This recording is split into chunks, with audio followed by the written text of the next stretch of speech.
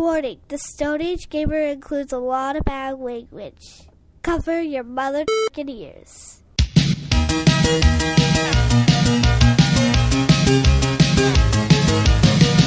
Good evening and welcome to the Stone Age Gamer Podcast. I'm Kris Randazzo, and joining me tonight is silent protagonist Dan Ryan. Nailed it. Almost as if they knew we didn't have a topic lined up for this week, Nintendo announced that a live-action Zelda movie is in the works, which makes today the perfect day to return to... see, we changed the name, so now the tense doesn't make sense. We did. A perfect day make... perfect day for the return of the Stone Age Casting Gall. Oh, fucking flawless. Because couches are insensitive. Who should star in this ill-advised new Zelda movie? Get excited for Willem Dafoe as Tingle, because the Stone Age Gamer Podcast starts now.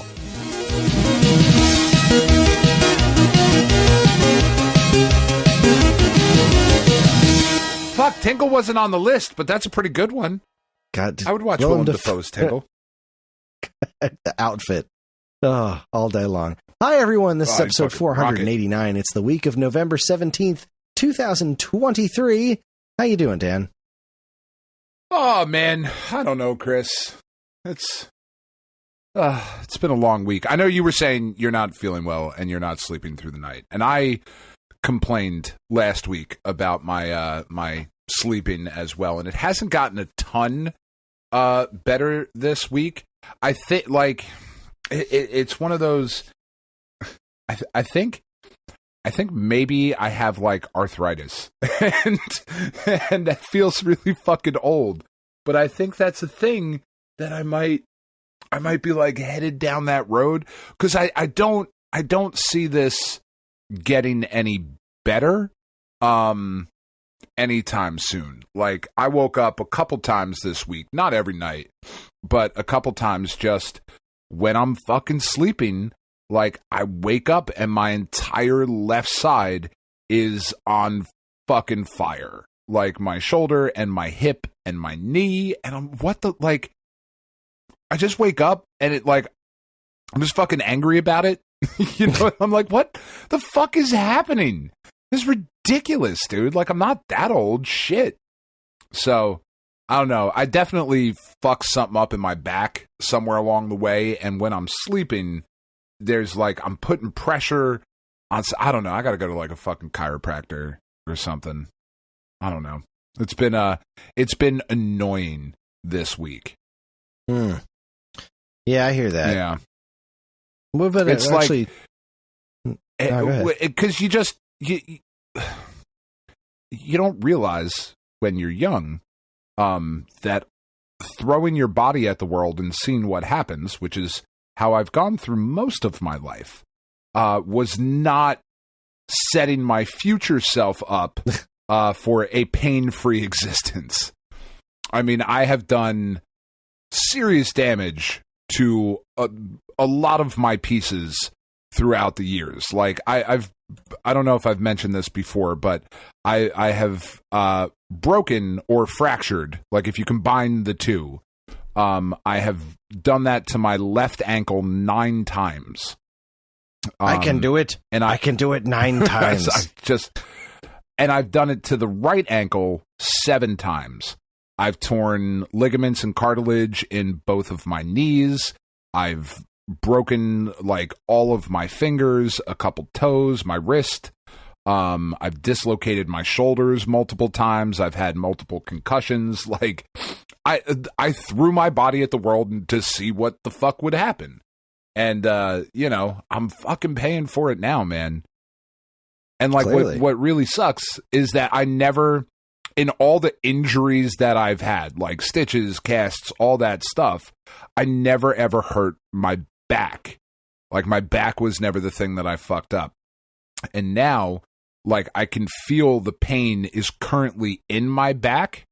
Well, you don't need to hurt your affecting back everything for that else to just start falling apart. The human back is a travesty. That's just it. Really is just fact. A fucking disaster of design. It's really not. Is.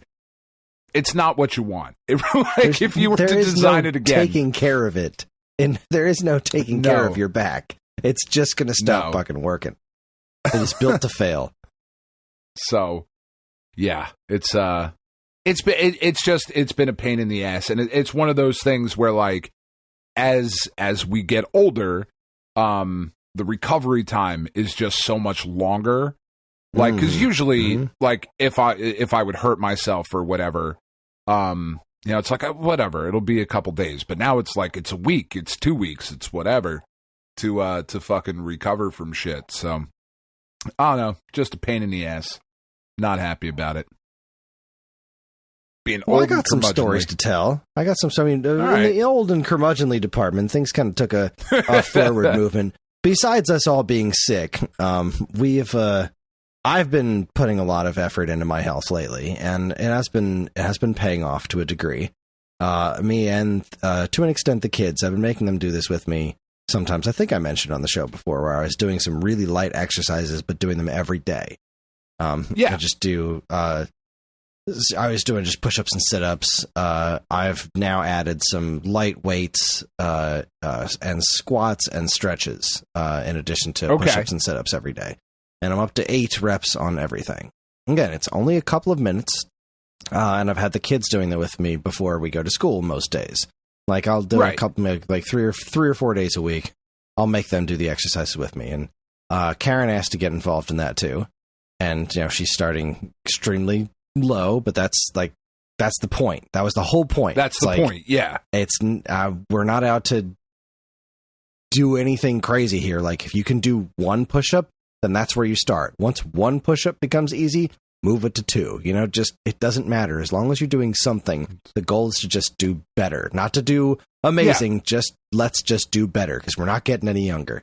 And I was really proud of the way that's coming out. And I'm even when I'm sick, I'm still doing, a little bit in the mornings just to keep it in my brain and keep that active. So that's been nice. And this week I took off from work and I had a couple of projects that I wanted to get done because, you have time off, and of course you could sit around and relax, and that would be probably a good thing to do. But there's also it's really hard to get what was done. There's lots of things that need to get done, and they're a lot easier to do when you don't have everything else to do, So I did take it easy to an extent. I did play some games and try to relax to the best of my ability. However, the kids were off Thursday and Friday.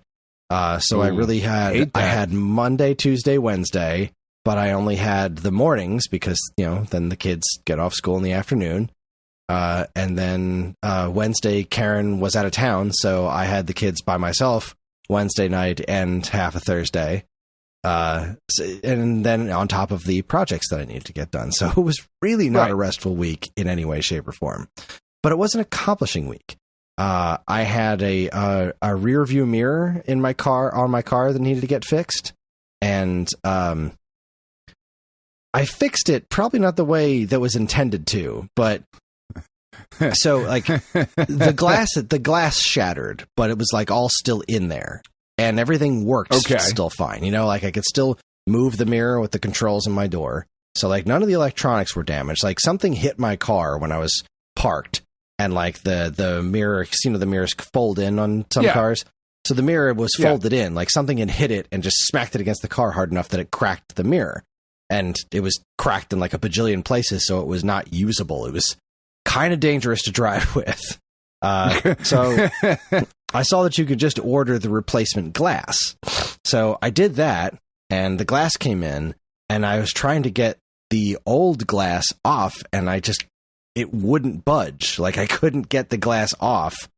And I'm looking at this thing like, so the way this glass is, it comes with a flat adhesive, and it's also ever so slightly smaller than the glass that's already there. And this glass isn't going anywhere. So I just cleaned it off, and I just glued the new mirror on top of the old mirror. Worked like a charm.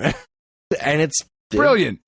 Did that on Monday, and it's still there, so it's not going anywhere. I was like, well, why go through all this trouble to remove this old glass when it's clearly not going anywhere? Problem solved. So I felt like a champ. I went to go put all the Halloween decorations back up in the attic and realized that the attic was a complete and total disaster, so I spent like an hour or two reorganizing my attic. Because that's what you do. I have to go do that relatively soon as well, because my attic is a fucking shit show. It's 4 years of like, I'll get to it. Exactly. This was like maybe about a year and a half of that. And like the problem is, I love organizing things, but the problem with my attic is I can't stand in it. I can almost stand in it, but it's not quite. Even at the very center is like I can almost get.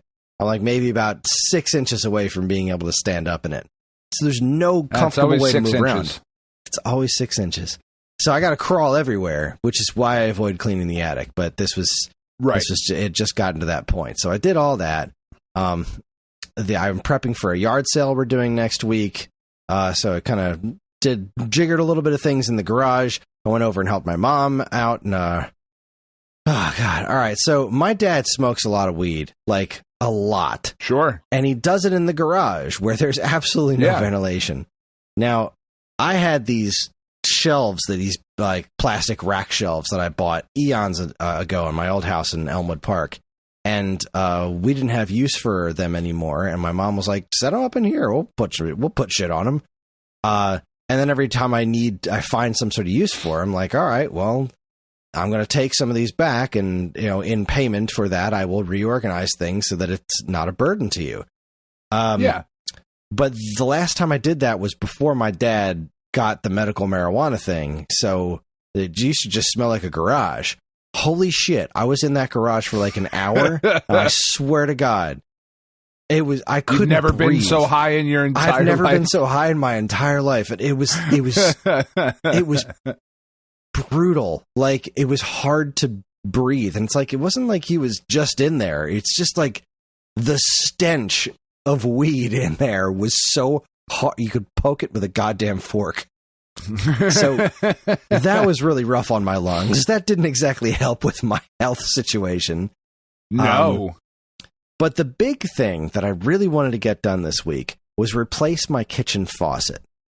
For a very long time, my kitchen faucet has been dripping, just a constant drip. And I've been able to, let's say, band-aid it a bit by taking off it was a faucet with the 2 handles. So I could take off the handle and I could tighten that. And if I tightened it, that would stop the dripping. But use within a week, it would just loosen up again because it's a really shitty old situation there. It's a really shitty old faucet.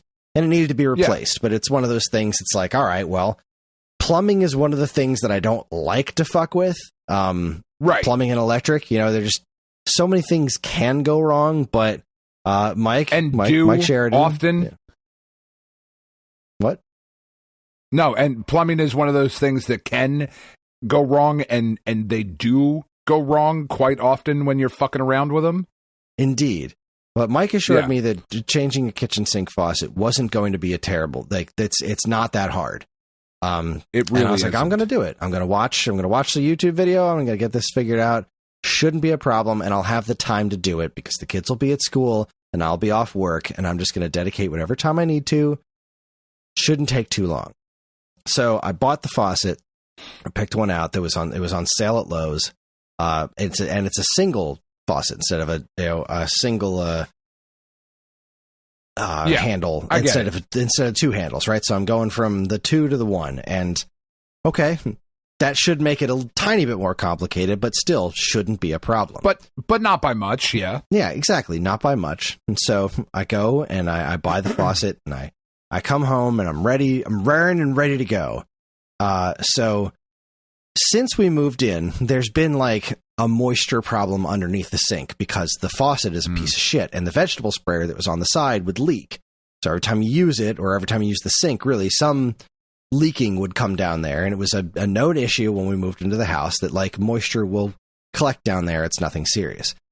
Now, I don't remember if I told you on the show or what, but like a week or 2 ago, I started noticing water was collecting in the basement a little bit. We couldn't really figure out where it was, and I thought it was tied to the bathroom situation that was upstairs that I talked about, where there was some sort of leak that we couldn't figure out where it was coming from exactly, and we couldn't replicate it, which was the part that really freaked me out, is that we can't make it happen on cue.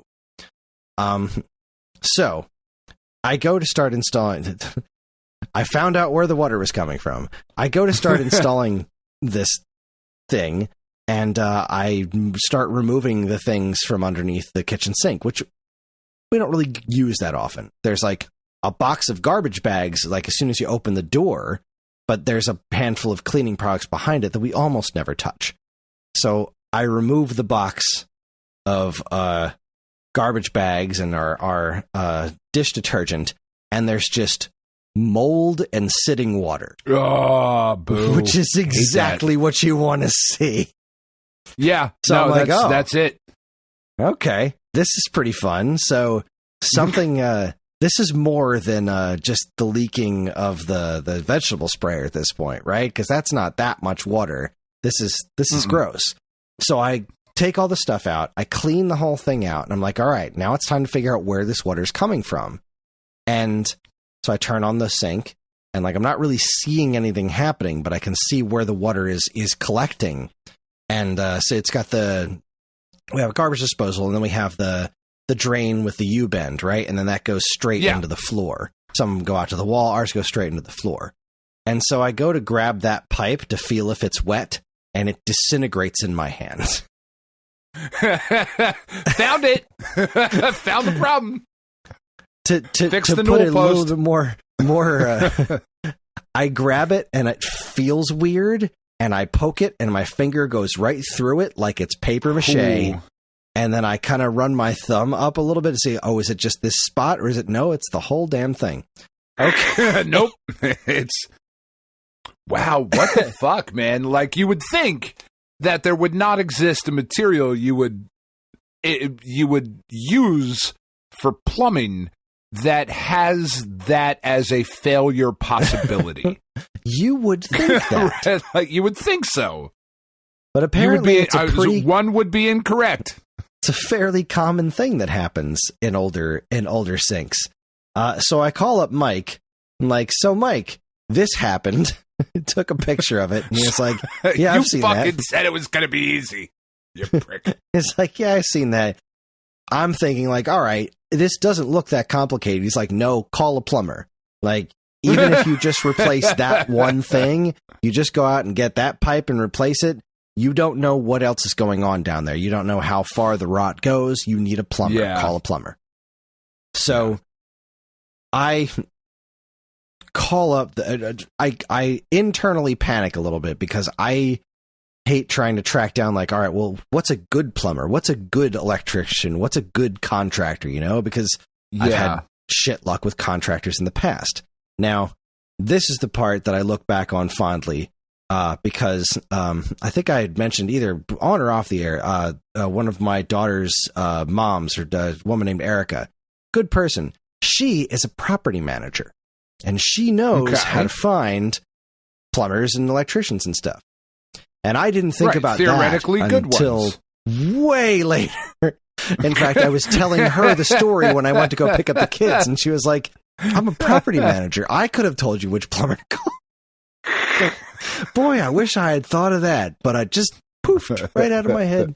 I had the answer in front of me, and I did whatever. So I call I wish I hadn't squished that fish. Exactly, but it's fine. I actually wound up with the plumber that she probably would have recommended to me anyway, which is great. Getting there. Okay. The first plumber that I called was the one that we had used before in the past, and I couldn't remember if it was a good or a bad experience, but we still had their magnet on my fridge. So I called them up, and they said they could get out to me on Monday. This was Wednesday. That's not soon enough. All right, no. This is my kitchen sink. I kind of need this. You know, this is important for our daily life. You know, we don't need it to survive. I could do dishes in the bathroom, but I don't fucking want to. But I'm not gonna. And they priced it out and all that stuff. And they're like, all right, we'll send somebody out there on Monday. And if somebody can get to you sooner, they will. But yeah, it'll probably be Monday. Okay, cool. So then I remembered seeing this truck driving around my neighborhood for Mr. Rooter. And I always thought that was like, is that Mr. Rooter? Is that the same as Roto Rooter? Because I remember Roto Rooter. So just on a lark, I call up Mr. Rooter. And it just so happens that they have someone who lives like down the street from me. I'm like, yeah, we can get somebody out there today. no problem. He'll be there in like 20 minutes. Oh. Well, He'll be there in 2 minutes. He already lives there. So Surprise. this gentleman named Kris shows up. He's a younger guy, and he goes right in there, and he spots the problem, and he just starts getting to work. He quotes me on a price which was less than Mike had anticipated it would be, and I'm like, okay, this is going pretty well. And as he's working, he's like, so I saw you had a nice little comic collection on your shelf there. And I was like, I don't have a comic book collection. What the hell is he talking about? And I was like completely dumbfounded. He's like, yeah, I saw all those Walking Dead comics on your bookshelf. I was like, oh, I forgot what normal people think a collection looks like. Because this guy didn't see my basement. He's like, that's not a collection. That's just the shit I read. It fits on a bookshelf. Sir, I'm going to have to invite you to take your pants down and follow me.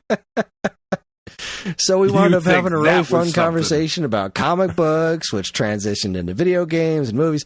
He's a super cool guy, and he's just like fixing my shit in no time. It took him like, I don't know, like a half an hour. He was like, yeah, we see this a lot with this kind of pipe, and people always go with this kind of pipe because it's stronger. And that doesn't mean shit, because he replaced it with PVC, which is also what Mike said they would probably do, because PVC's better. Yeah. Because this metal pipe, he's like, people always go with this because it's stronger, but it's stronger to like beat it against a wall. It's not going to last as long. It'll corrode. Like, unless you're going down there to beat up your pipes, you need something that's more durable, not something that's stronger. It's ridiculous. Yeah. So he fixed that, and then he offered to. I told him that, the whole story of how I got there, and he's like, I could do the faucet install too. There would be an extra like $300. I'm like, I'm going to save the $300. I'm pretty confident I can do it myself. Yeah, and he Jesus agreed. Christ. He was like, he wasn't recommending to spend the $300. He's like, yeah, you can do this yourself. Show me the faucet, and I'll go over it with you. So we opened I could up the spend box. 5 minutes and charge you $300 for this. But he told me how to do it. He showed me all the parts. He showed me what we were going to do. And he showed me the tool that I was going to need, which is I want to make sure I get the name right. No, I don't sound like a complete jackass, because he was underneath the sink, and I showed him what we were looking for, and then he goes out to his truck, and he comes back. He's like, this is a basin wrench. You're going to need a basin wrench because of where the handles are. You're going to need a basin wrench. And then he went over the whole process, and I paid him, and then moved on with my day, and the pipe worked like gangbusters. Now, like I do not own a basin wrench. So but I do now. I do now. I started working on this project with the sink, and it was like, you're probably going to need the basin wrench. That's what you're gonna need. Otherwise, this should be pretty self-explanatory. So I go in there, I start trying to take the old sink apart, and lo and behold, there's just absolutely no way to do this without a basin wrench. I'm like, I can probably finagle something, even if I have to go like a millimeter at a time with a pair of pliers. I'll get these undone. I could not get these undone. It was absolutely not going to happen. No. I spent way too much time trying to get this old thing apart. It is that is the only thing that I have liked about getting older, is that I now have the tool that I should have for the job that I am trying to do. Because you could have eventually, with time, made it work another way. But who has that kind of time? Right. And I tried other ways. It's like, I really don't want to go out and buy a tool that I'm going to use exactly once. But here we are. I need to get this. I need to get this basin wrench. But I couldn't remember what he called it. He showed it to me. He said what it was, but I can't remember names for shit, so I couldn't remember what it was. So I went to go pick up the kids from school, and then we all went to the hardware store, and I explained the situation to the guy at the hardware store at Ace, and he was like, "You need a basin wrench." I said, "Yeah, that's the one, basin wrench."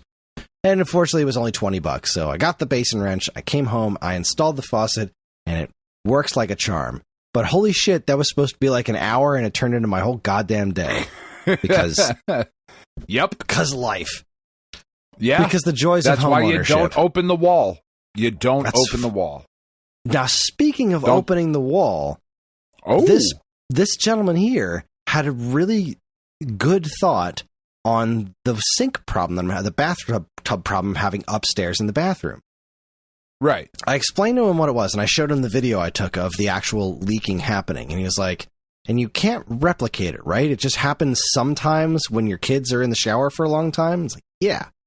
So his thought was, he's like, this doesn't look like it's, if it was a pipe that was leaking, it would happen every time. Because you turn this on, and then every time you do that, it's binary. Leak. It's either happening or it's not. Yeah. This is probably something else. And what he said was, what probably happened, and because this involves children, there's no way to prove it without extensive testing or ripping the wall apart, that emergency drain, that little circle bit that...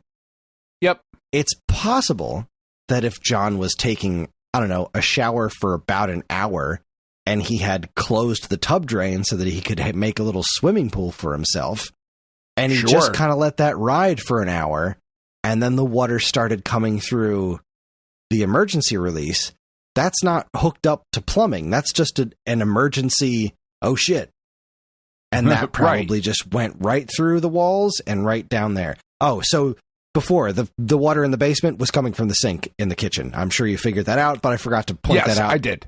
That problem was solved. That's where that water was coming from. Because it wasn't coming from the bathroom. Picking up what you're putting down. It was in a different place than the whole bathroom issue. So it's like, this isn't quite right. It's like 3 feet in the wrong direction where this water's coming from. So that's problem solved. Yeah.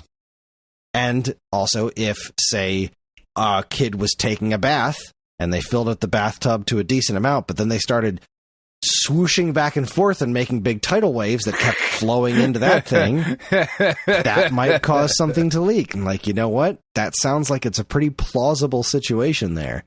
It doesn't. Do you know how much I miss making those tidal waves in the bathtub? My God, wasn't it the best? I can't do that shit anymore. Oh, no, fuck. I mean, I could try to do it, but I feel like I would end up in traction afterwards somehow. Like, I don't know. Actually, my bathtub's big enough. I could actually do that if I really went for it. But could you? That's fucking hot. I could, yeah. I'm excited. Videos. you better believe it. That's right. That is the next tier, subscribers. You want videos of Kris making fucking tidal waves in his bathtub. Oh, shit. That's got to be worth $20. Easy. $20 a month. I'll do it once a month. Oh, yeah. So while that was all relatively a time-consuming and stressful thing, it does seem to have calmed my nerves on a few things in the house. Like, I still want to run the test somehow on the shower, but like, I ran the shower for almost an hour. Just pour water down the fucking emergency thing. Right? Yeah, but see, like, I don't... Well, that's not as easy because it's got to come up from the bottom. I guess I could take it off.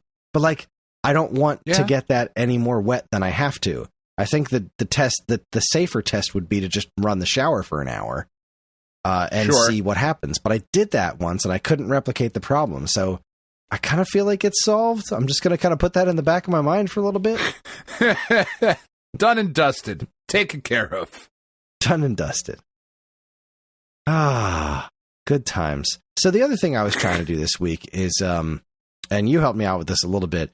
I'm just fucking done with whatever Twitter is.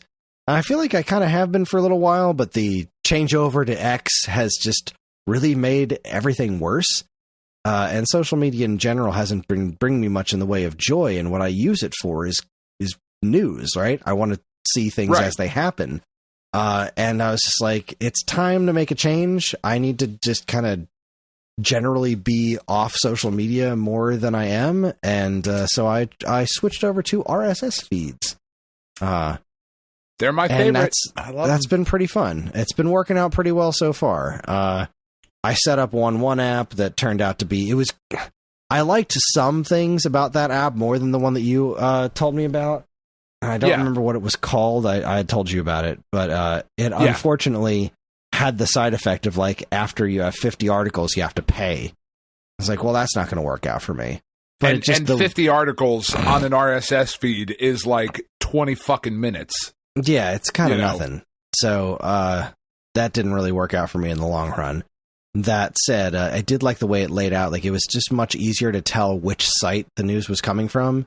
Like, it had the site's, like, kind of icon next to it, whereas this one just says it on the bottom. But really, that's not all that important. And there's ways around that anyway, so I'm totally fine with it. But yeah, it's been helping me out in, like, just kind of getting the news together in ways that is just easier for me to understand without having to read any comment sections or anything. It's just like, I'm just reading the news it's pretty now. Great. And I don't have to worry about scrolling through and seeing people's bad Star Wars takes or how awful all the things I like are. It's just, here's what's going on. And that's what I like. So I'm enjoying that. It's been good. I have much preferred the RSS feed for years and years and years at this point. Like, I am still fucking upset over the loss of Google Reader. That was my fucking jam. I loved it. It was great. And I have not found a good I have not found an as good replacement for Google Reader for everything that app did for free. Still, all these many years later. And I've gone through a bunch of different ones and whatever, but I do find it to be just a much more enjoyable experience of, like, I click on this and I don't have to go website hopping. I can just go right and read the article and see the news and the whatever happened, and isn't this great? And then I move on with my day. Like you said, I don't get mired in the fucking muck of whatever the hell X is. And what really just needs to happen is that everybody needs to kind of collectively decide where we're moving to, so that we can just fucking do it at this point. You know, like, is it Blue Sky? Is it Spoutable? Is it Threads? Is it like just wherever it's going to go? That's not going to have, like, I really like Spoutable. I think Spoutable is great. It's moderated really well. The amount of negativity is fucking non-existent on there, but nobody is on it. There's tons and tons of people that are on it, but the people specifically, like, that I follow on Twitter, and the reason I still have Twitter is because none of the Marvel Snap creators are on Spoutable. None of the like pad shit that I follow is on Spoutable. You know, like, none of that stuff's all fucking still on X or Twitter or whatever the fuck it is. So, you know, when I want the link to the JP web stream for the whatever pad thing is happening, like they did a week or so ago, like, it's on fucking Twitter. That's where I have to go for it, you know? Right. I don't know if you know this about me. We've brought it up before, but I don't speak Japanese, so going to the website isn't fucking helpful. Even with Google Translate, because a lot of it, like, I do use Google Translate for some foreign websites and shit that I check out somewhat regularly, but a lot of stuff with, like, Pad in particular, their website is image-based almost entirely for the information that I would want, and Google Translate does not translate the text within the image because it can't, right? It's not actually there for it to translate. It's not like decoding and rebuilding a picture.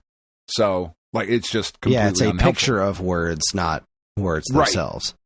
Not the words I themselves. get that. And again, there are ways around that. I could go on the website and then hold my fucking phone up and do the translate thing. But I'm not going to do that. That seems absurd. Right. And obviously I'm going to need to deal with social media as part of my job, because that's part of my job.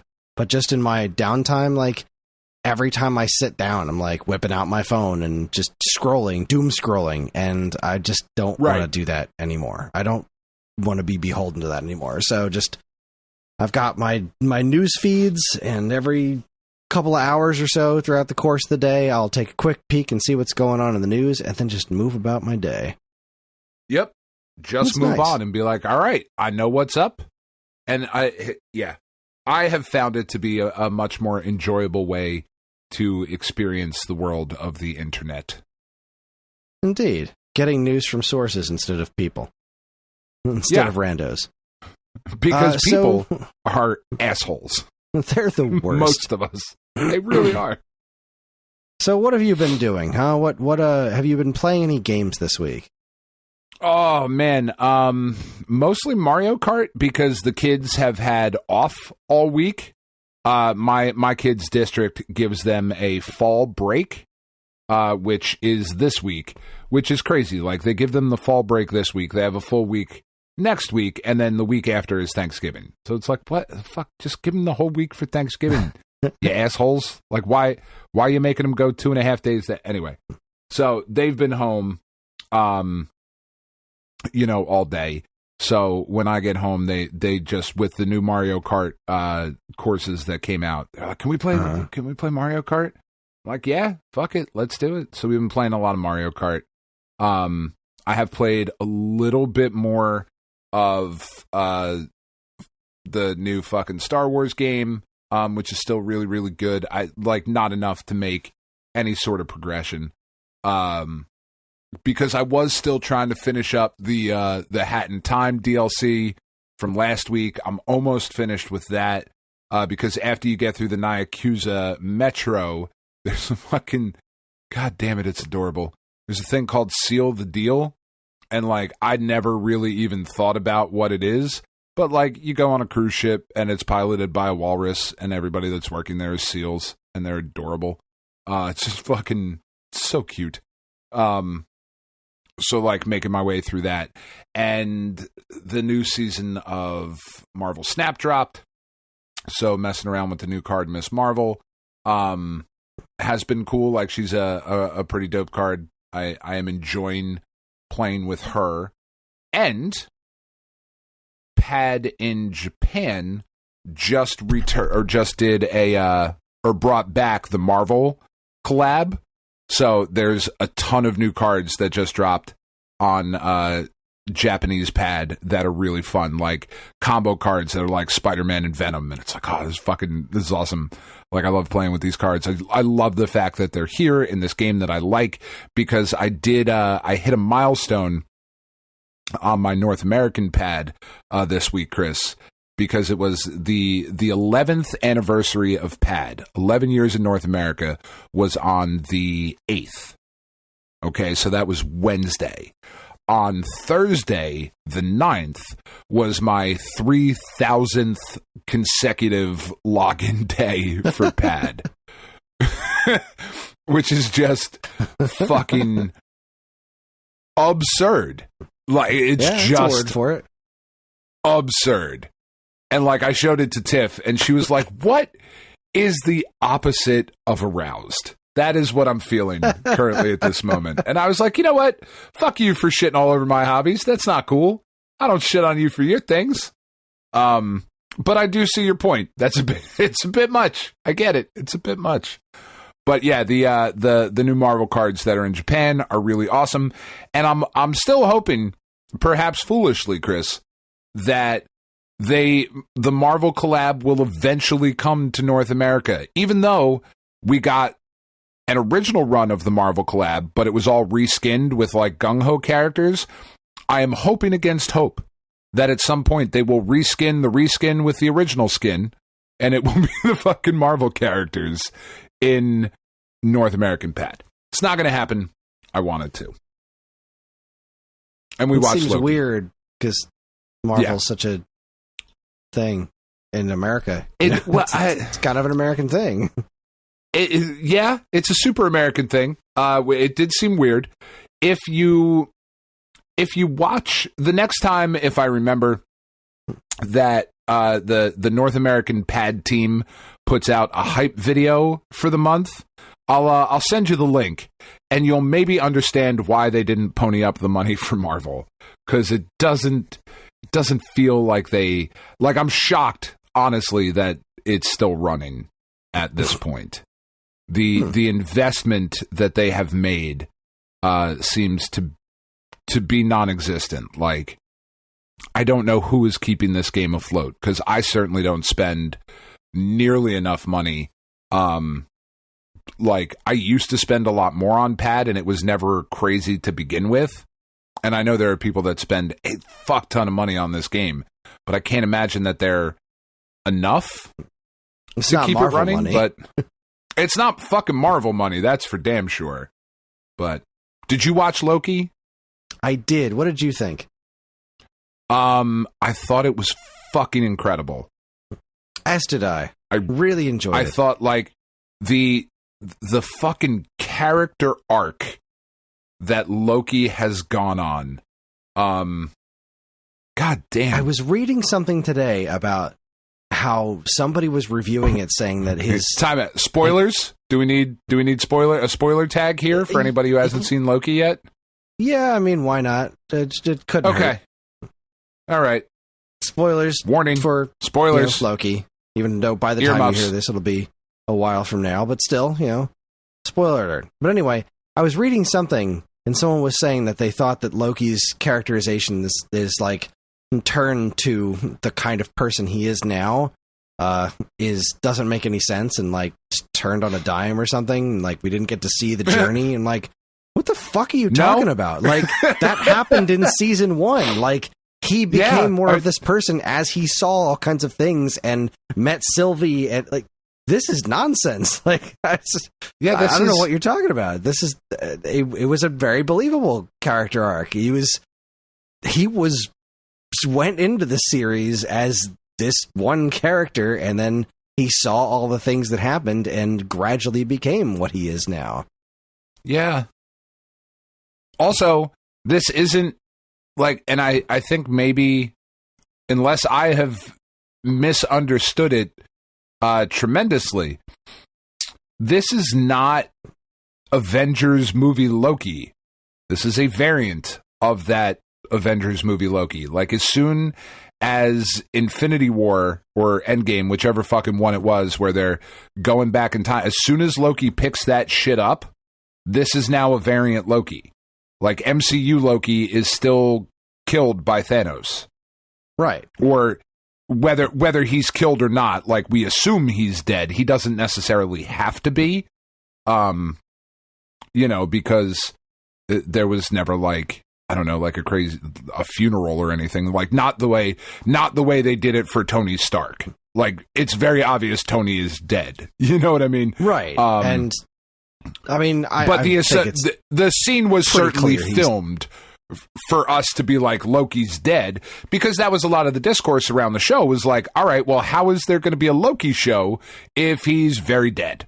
That seems odd. Right? We saw him since they fucked with time, so he picks up the Tesseract and ta-da. Yeah.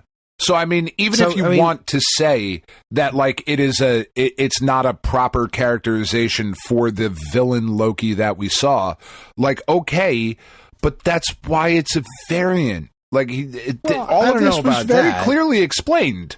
He is. But I'm just saying, if you need to make that argument.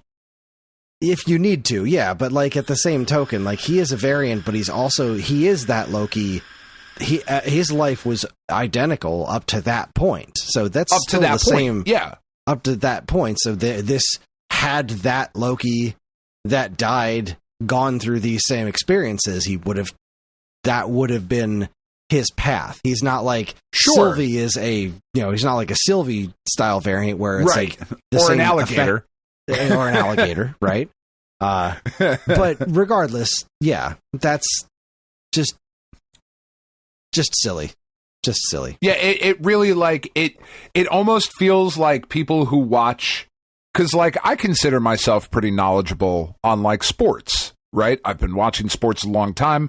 I've played sports, certainly not at a highly competitive level, but, like, I'm also pretty fucking smart, and, like, I have eyeballs.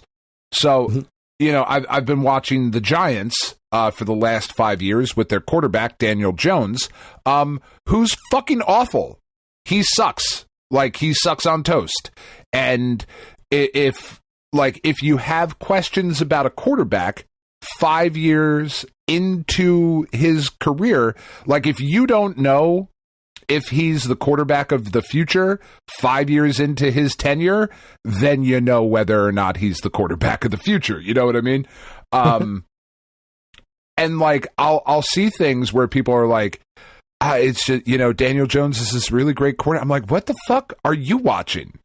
Because I watched the Giants games. I'm not entirely sure what it is that you watched. Very similar to the Loki thing. Like, what did you see? Because you and I watched the same thing, but what did you see that I didn't see? Because it's very odd.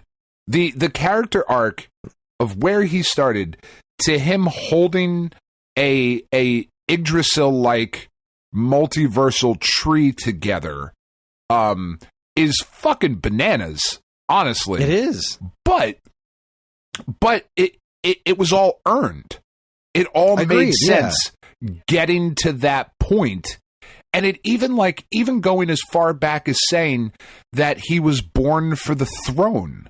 Like this, he fulfilled the fucking destiny. He went up and sat on a glorious throne. Purpose. Exactly. He is literally got with glorious purpose. It's fucking perfect. It could not have wrapped up any fucking better. I don't understand. What did you miss? Oh God, they weren't hiding it. Yeah. Fuck. In that episode, they go back and talk about the burden with glory and purpose. Still pretty excited about the theoretical possibility of how do you get Loki out of there? Like, what's next? Yeah. Because I feel like that's going to come up, right? Because one would imagine Kang is this if the rumors aren't true that Marvel's been discussing dropping the whole Kang storyline entirely and pivoting to Doctor Doom, which I really hope is not the case.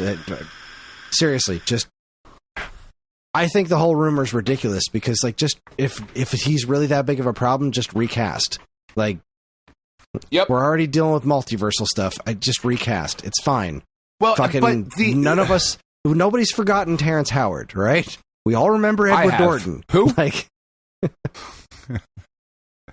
but like, I read that Variety article where they said, people who had seen episode 6 of Loki had said that Marvel has a major problem on their hands with what is going to happen to Jonathan Majors as regards like setting up the future, right? And that's where those rumors came from of they're going to drop him, they're going to go to Doctor Doom, they're going to do XYZ. And I thought to myself, in the Loki television show, we have seen Loki, Tom Hiddleston, play 616 Loki, this variant, President Loki. We've seen 3 versions of Loki that look like himself.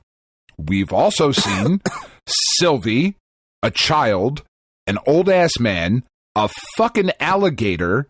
Like, we've already established that the variants of these characters don't have to fucking look exactly like the person. That there is no problem here. Like, exactly. Jonathan there really Majors is no problem. Is an issue. Like, I get that final scene, the Council of Kangs and all of that. Okay, so a fucking couple of the Kangs don't look like Jonathan Majors, and the one who happens to be the big bad Kang doesn't look like Jonathan Majors. He looks like whoever the fuck he's going to look like. That is an alligator is a fucking Loki crit. Like, it's been established. It's fine. It's fine. Hey, I like Jonathan Majors a lot. Fact. I think that guy's great. Yeah, but I think he's been. All I've ever seen him in is this and this Kang role, and I think he's been fantastic in everything that I've seen. If it turns out they really need to drop him good because of his legal troubles, then potentially, potentially, right? But whatever, it's just not actually a problem. It's just not. Just recast the really role. not. It's fine. You can just recast him. Yeah. Yeah, it's completely fine. There is no issue here. Actually, it's going to be super easy, barely an inconvenience. Yeah, I mean, really, at this point, like, it... Because I saw, like, there was some discourse and some discussion of, but what about the TVA? TVA doesn't fucking exist anymore, so there's no more statues of Jonathan Majors. What about the Council of Kings? There was a fucking scroll there. Like, what more do you people fucking need? Jesus Christ. The statues were of He Who Remains. Yeah, the statues not weren't necessarily of Kang the Conqueror. The statues were of He Who Remains, the one who was warning about his variants. Like, this is easy. This is super easy. Yeah, pretty simple. So yeah, I thought Loki was great. I was very pleased with it, and again, I haven't been displeased with any MCU stuff. I know some of it has been, except for Secret Invasion. Yeah, I still enjoyed it. No, that was so I did not. I thought was actual. I thought that is. If I were ranking the fucking shit, that would go like below the Inhumans. Oh boy, that's how bad I thought that shit was. Oh, don't fucking watch it. You're not missing anything. I wasn't planning on it. It's so awful. It's so bad. It's not even canon. It's just that's a thing that exists. Yeah, it's so bad. But man, I was just so fucking disappointed in that. I understand that. I didn't really read Secret Invasion, so I didn't have a tie to it, and it was fine. It wasn't. For me personally, it was fine, but it didn't really hit as hard as I wanted it to. And some of it was a tad ridiculous. It just seems like why was there no security around the president? It was a guy. Plenty of security. Plenty of security. What are you talking about? It's like two dudes. Fucking absurd. So, but yes, generally speaking, I have been enjoying the MCU, but not as much as I used to, right? I haven't disliked anything, but I have been enjoying it. Loki, however, has been wonderful. Loki was great, and then Karen and I went to go see the Marvels this afternoon, which was fucking fantastic. It was... Man, I really want to see it. I'm really looking forward to it. I am not exaggerating when I say it was fucking fantastic. Like, when I said, like, yeah, the Eternals, I liked that. I thought it was great. It was a good time. No, this was fan-fucking-tastic. This was Marvel at their prime. That's what it felt like. It felt like, I remember going and watching Thor Love and Thunder and being like, yeah, that was a good time. Or even Guardians 3, it was like, yeah, Guardians 3, it was good. I really liked it. This did not feel like that. This felt like when the level of excitement of going to see a Marvel movie used to be. That is what this movie felt like. I was smiling ear to ear. The fight choreography was insane. Like, I don't understand how they did it. Like, the basic conceit of this movie, right? Like, when they all use their powers, they swap. When they use their powers at the same time, they swap positions. That's the whole kitsch.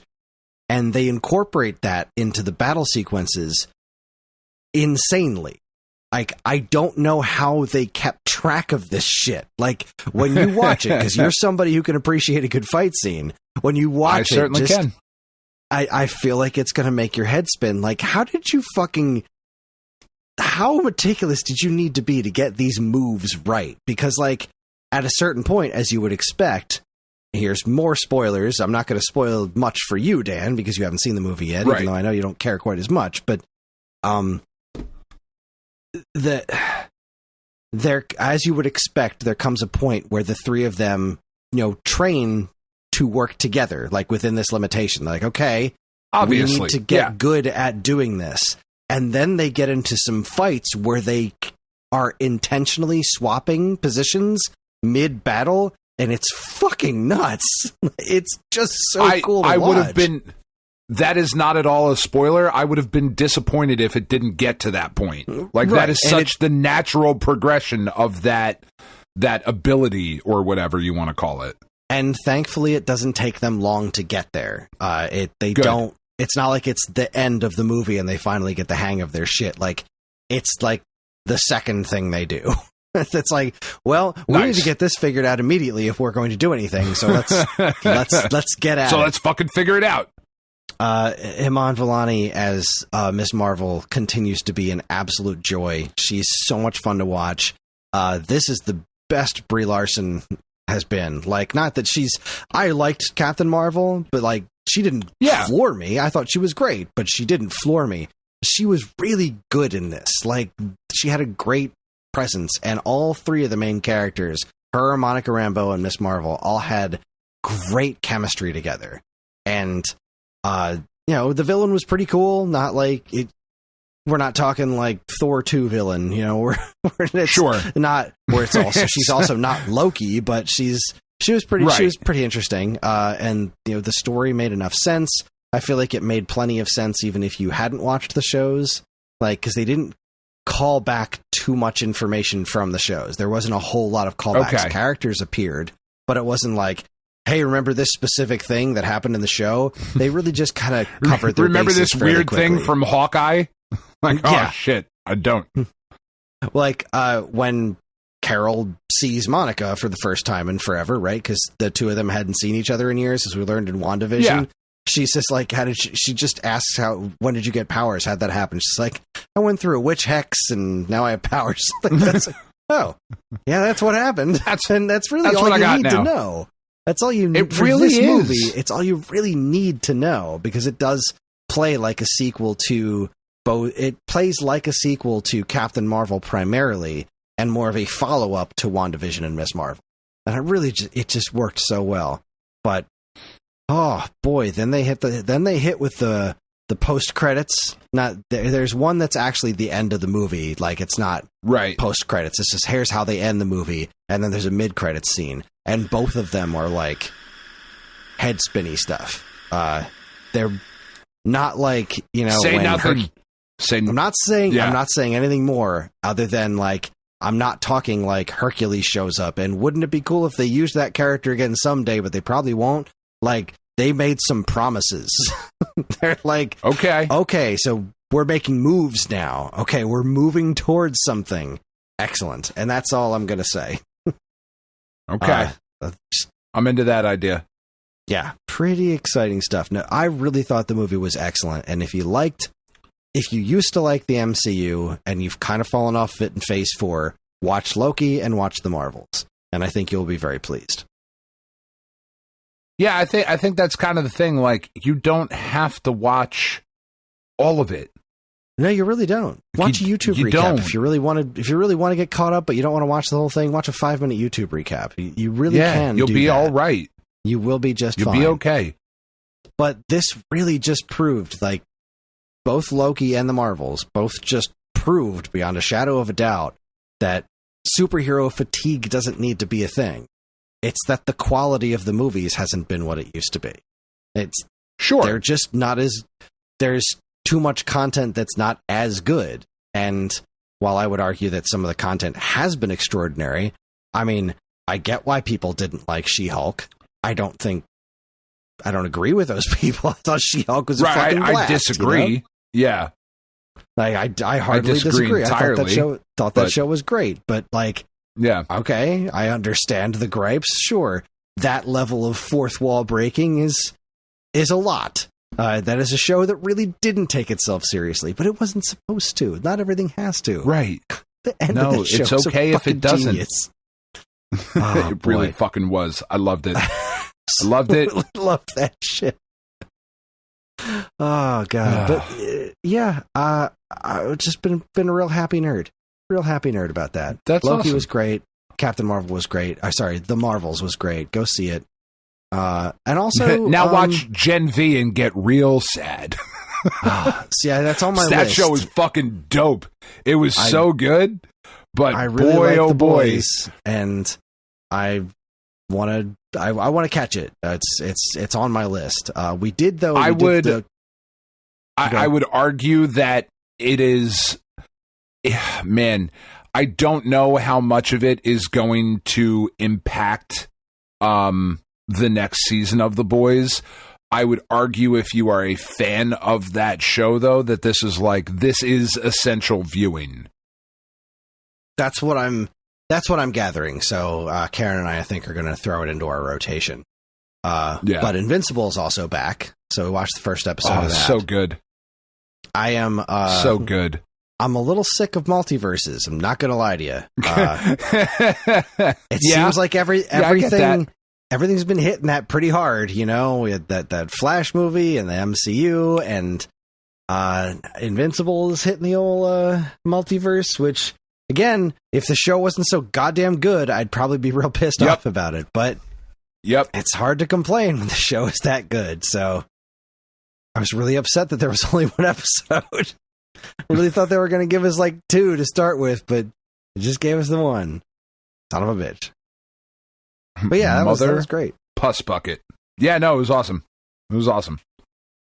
All right, well, let's see. Outside of that, I did spend some time with Mario Wonder because it's my vacation, so I've just been relaxing to Mario Wonder when I can. I'm plowing through it at my own pace. I'm realizing that I don't really need to have this game finished before or after anything, because it's not like there's a narrative I'm going to get lost in. Right. So I'm just kind of taking it easy with it to the best of my ability, because like it's really fucking good, and it has not stopped being. I really fucking like it. Stopped being good or interesting. It has not. It's not repeating things. I'm still running into new enemies with new patterns and new tricks and new wonder effects. Like, it is just all good, and it makes me really happy. And I can also say that Horizon Chase 2 has gotten its hooks in to be pretty darn good. I'm not playing it as much because that game requires a lot of concentration. You know, racing games require concentration. Like, you've got to be alert, otherwise, you're just going to crash and lose.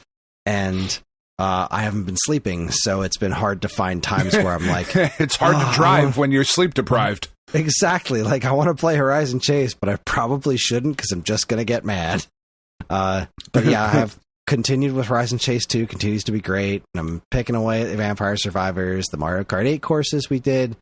The Tetris 99 Mario RPG level went up, and I played that this morning solely so that I could listen to the Mario RPG music, which was just like, yay! So happy. It's got the regular battle music, the like light boss battle music, and then the big boss battle music in it. And I was able to listen to all three because I think I got 3rd place and 5th place were my best runs this morning while I was unlocking the theme. The thing that's really throwing me off is that it was Yoko Shimomura did the music, right? Yoko Shimomura, that's who it was? I'm not crazy. No, I'm getting that name mixed up in my head. Give me like 2 seconds. I will get that figured out for sure. This has been longer than 2 seconds. Come on, brain. You can do it. It really has. Yeah, it was Yoko Shimomura. She did the new music too. So it's like, can't be like upset that somebody fucked up the music. They didn't fuck up the music. She changed the actual structure of the battle music. So like, it's in the Super Nintendo version, the one part of this goes for one measure longer than it does in the new version, and it fucks my brain up every time because I've been listening to the original version for like 20 years, right? It's not like I haven't replayed Mario RPG a dozen times since the 90s when it came out. Like, I know this music, I feel it in my teeth. Like, I love this music. And the new version of the song is really, really great, and it's longer, which is like, that's awesome. They added more parts to it to kind of extend it to just keep a little bit more active while battles go on and on. But that one measure being missing, like, just fucks me up every single time I hear it. But other than that, it's been great, and Tetris 99 is awesome. But the real thing I got to talk about, the real game that I need to talk about, is Air Twister. Are you familiar with Air Twister, Dan? I am not. What is Air Twister? Air Twister is a spiritual successor to Space Harrier. It's created by Yu Suzuki. And so the guy who created Space Harrier? Exactly. Yes, indeed. Yu Suzuki made Space Harrier. And he wanted to make a new game that was... He very specifically said he didn't want people to think of it as a spiritual successor to Space Harrier, which raises a lot of questions because it's fucking Space Harrier. And when I say that, I mean, like, the the background environments have the same shaped mushrooms. There are enemies that are exactly the same enemies from Space Harrier that shoot laser blasts that look exactly the same as the little rotating ovals from Space Harrier. This game's fucking Space Harrier. Like, I don't know what I don't understand why this isn't Space Harrier. Why didn't he just go to Sega and say, I want to make a new Space Harrier game? And because I don't think Sega's the kind of company that's going to be like, Space Harrier, no, we need to protect this property. They probably would have been fine with them making a new Space Harrier game. I don't understand this game's existence. So, that's weird enough. Did you say, is it published by Sega? It's not. It's not connected to Sega at all. It's not connected to Space Harrier at all. It's like a weird Space Harrier ripoff by the guy who made Space Harrier. It's so bizarre. The main character, the visuals are bland, I guess. Bland might not be the right word, because it's like some effort was put into them, but they look like a really gussied up PS2 game. You know what I mean? So it doesn't look bad. It doesn't look like an ancient game, but there's something about the game's geometry that just doesn't seem quite modern enough. Like, it just it doesn't really hit right. So it's like this main character is this pretty nondescript anime girl, and she just flies around and does Space Harrier stuff, shooting with the laser, and the gameplay is extremely simple, but it never feels quite as energetic as Space Harrier. And it's super weird, but it's never quite as weird as Space Harrier. You know, it doesn't quite get to where Space Harrier did in a lot of respects. Yeah. My biggest gripe is the game's soundtrack. Okay. Now, mundane music would have been one thing, but this is not mundane music. It doesn't defy description, but it kind of does, because it's very easy to describe. This is a band that very desperately wants to be Queen.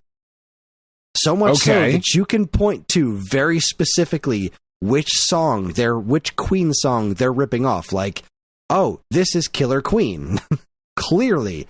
But it's not. It's like Kids Bop Killer Queen. You know what I mean? It's like it's there, but it's not quite there. And like the vocalist is trying really hard to sound like Freddie Mercury, but they're not. You know, it is somebody trying really, really, really hard to be Queen, and it's terrible. It's just awful. I was hoping it was going to be something like, and it's really good. Like he should start a cover band. It's exactly it's as bad as you can imagine that being. It's like somebody trying so desperately to be Queen, and then getting like everything right on paper, and then just like changing a couple of notes here and there, and changing all the lyrics, obviously. And it's like, why are you doing this? Why are you making this game that's not Space Harrier and not scored by Queen music? Like, it's like they really wanted to make a new Space Harrier game that had Queen music in it, but they couldn't do either of those things. So they made Air Twister instead of Space Harrier, and like, I don't know, Princess instead of Queen. Like, it's just like, it's the fucking multiverse, Dan. This is the multiverse version of a modern Space Harrier. This is a Space Harrier variant from a different universe, and I fucking hate it. I'm so angry at this game. It shouldn't be bad, but it's like, they did nothing to modernize Space Harrier. Like, if you're not going to get that exact thing right, if you're not just going to make Space Harrier and do that, and you're going to try to modernize it in some way, then you got to do that right. But they didn't. There's almost nothing here. The game's like a half an hour long. It's apparently got like a ton of, the replayability is supposed to come from putting new outfits on your bland ass character. The worlds are, like I said, the worlds are never quite as weird as Space Harrier. It doesn't have that really distinct, like, oddball personality where it's like weird moai heads and woolly mammoths are coming out of the woodworks or something. Like, the dragons look cool instead of super weird and segmented and bouncy. Like, it's just, this game made me so mad. and I'm playing it in front of Karen and the kids, and the music is just blaring, and this guy's trying his best to be Queen, and I'm like, what the hell am I playing right now? And I was all excited about it because it was a list of the optional, here are the game codes we have for review, volunteer, right? So I volunteered for Air Twist. I was like, oh, I've been looking forward to this one. And, and I shouldn't have been. Yeah. Shouldn't have been looking forward to it. I'm sorry. That sucks. Ellie just threw up. Oh, dagnammit. Oh, joy. Yeah. All right, so we're taking a break? No, Karen just texted and said she coughed herself into throwing up, but she's already cleaned it up. And except there's like barf on the shower curtain that needs to come down. That's fine. Take care of that later. I mean, you just wash that off. That'll come right down. That's fine. I think she got some on the outside of it, the fabric part, so that just needs to come down and get washed. What are you teaching these kids, Chris? Well, at least she didn't barf on the outside. She didn't do what I did when I was a kid, which my mom has never let me forget. I would sleep with my head against the wall, and if I was sick and barfed in my sleep, I would just barf between the wall and the bed, just like right down in the crack between the wall and the bed. Yep. Yeah. Good times. Waiting for the karmic payoff on that one, to be perfectly honest. And thankfully, it hasn't quite hit yet, but, got my fingers crossed. It just seems to be water between the wall instead. Yeah, exactly. That's what it is. Which is not barf. So no, it is not. That's great. It not being puke is a huge, huge step up. Yes, indeed. Because if my basement was flooding with puke, that would be different.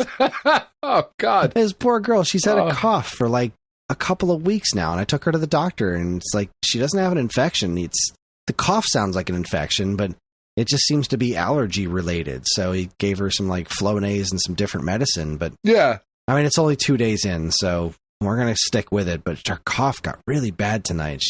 Because the girl just will not take it easy. She will not stop doing athletic things. She came upstairs before dinner and she was bright red. I'm like, well, what is going on? Are you okay? She's like, I've just been doing an obstacle course in the basement.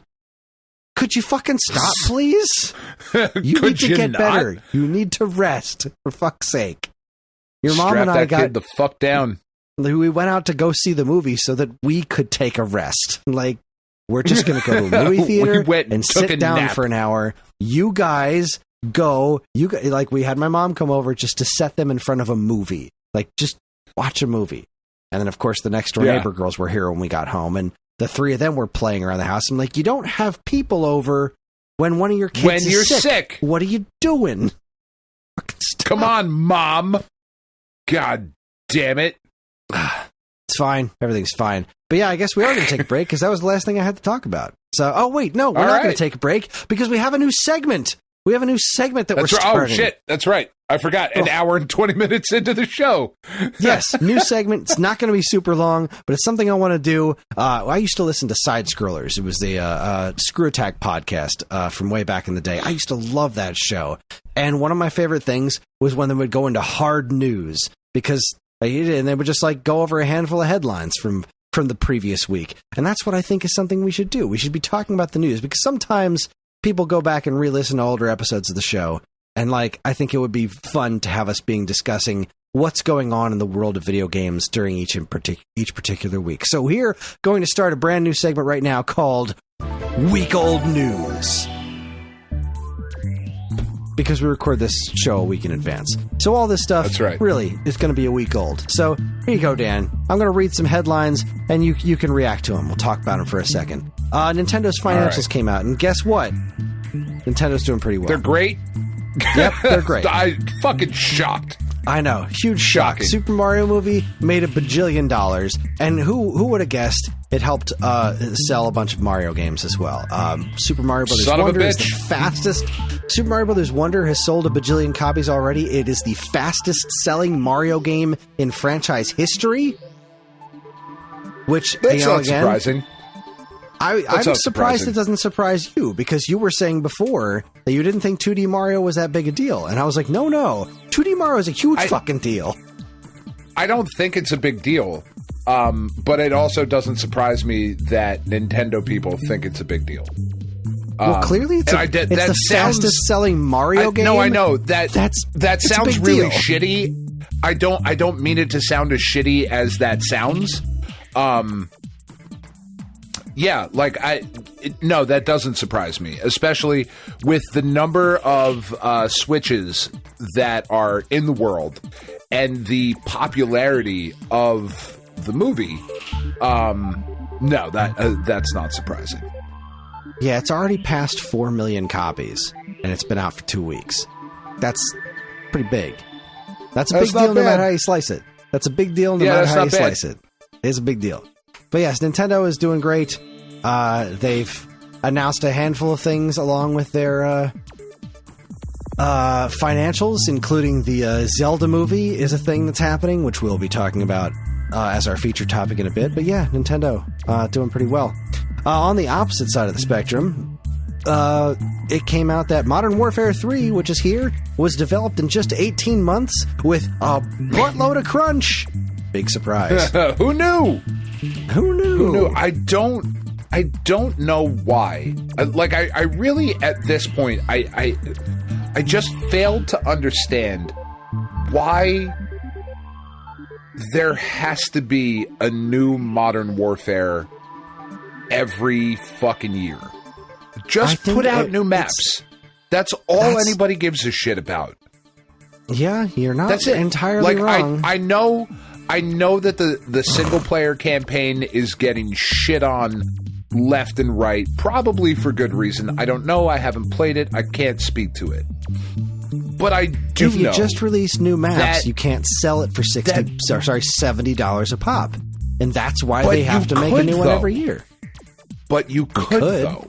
Yeah, that's right. They could, but please don't put that in their heads. I'm surprised they haven't. But isn't that more the surprising thing there, that Activision has not released the Season 2 Call of Duty Fuck Your Mother, whatever it's called, whatever the subtitle is, 7.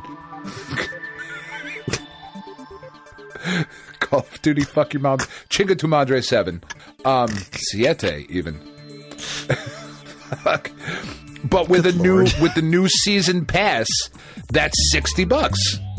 Like that to me is actually more surprising that that's not the tact that they take, where everybody bitches about that every year of like, oh, can you fucking believe they're doing this shit, as they're handing over their money. Exactly. I mean, I'm gonna buy it, but really, fuck these guys. Yeah, but fuck these guys. I could vote with my wallet, but no, I gotta fucking Call of Duty. Like, I can't play with these year-old maps. I can't do it. No, I can't. I just... You know what's fucking wild? I love when these things kind of intersect. Kyler Murray is the quarterback of the Arizona Cardinals.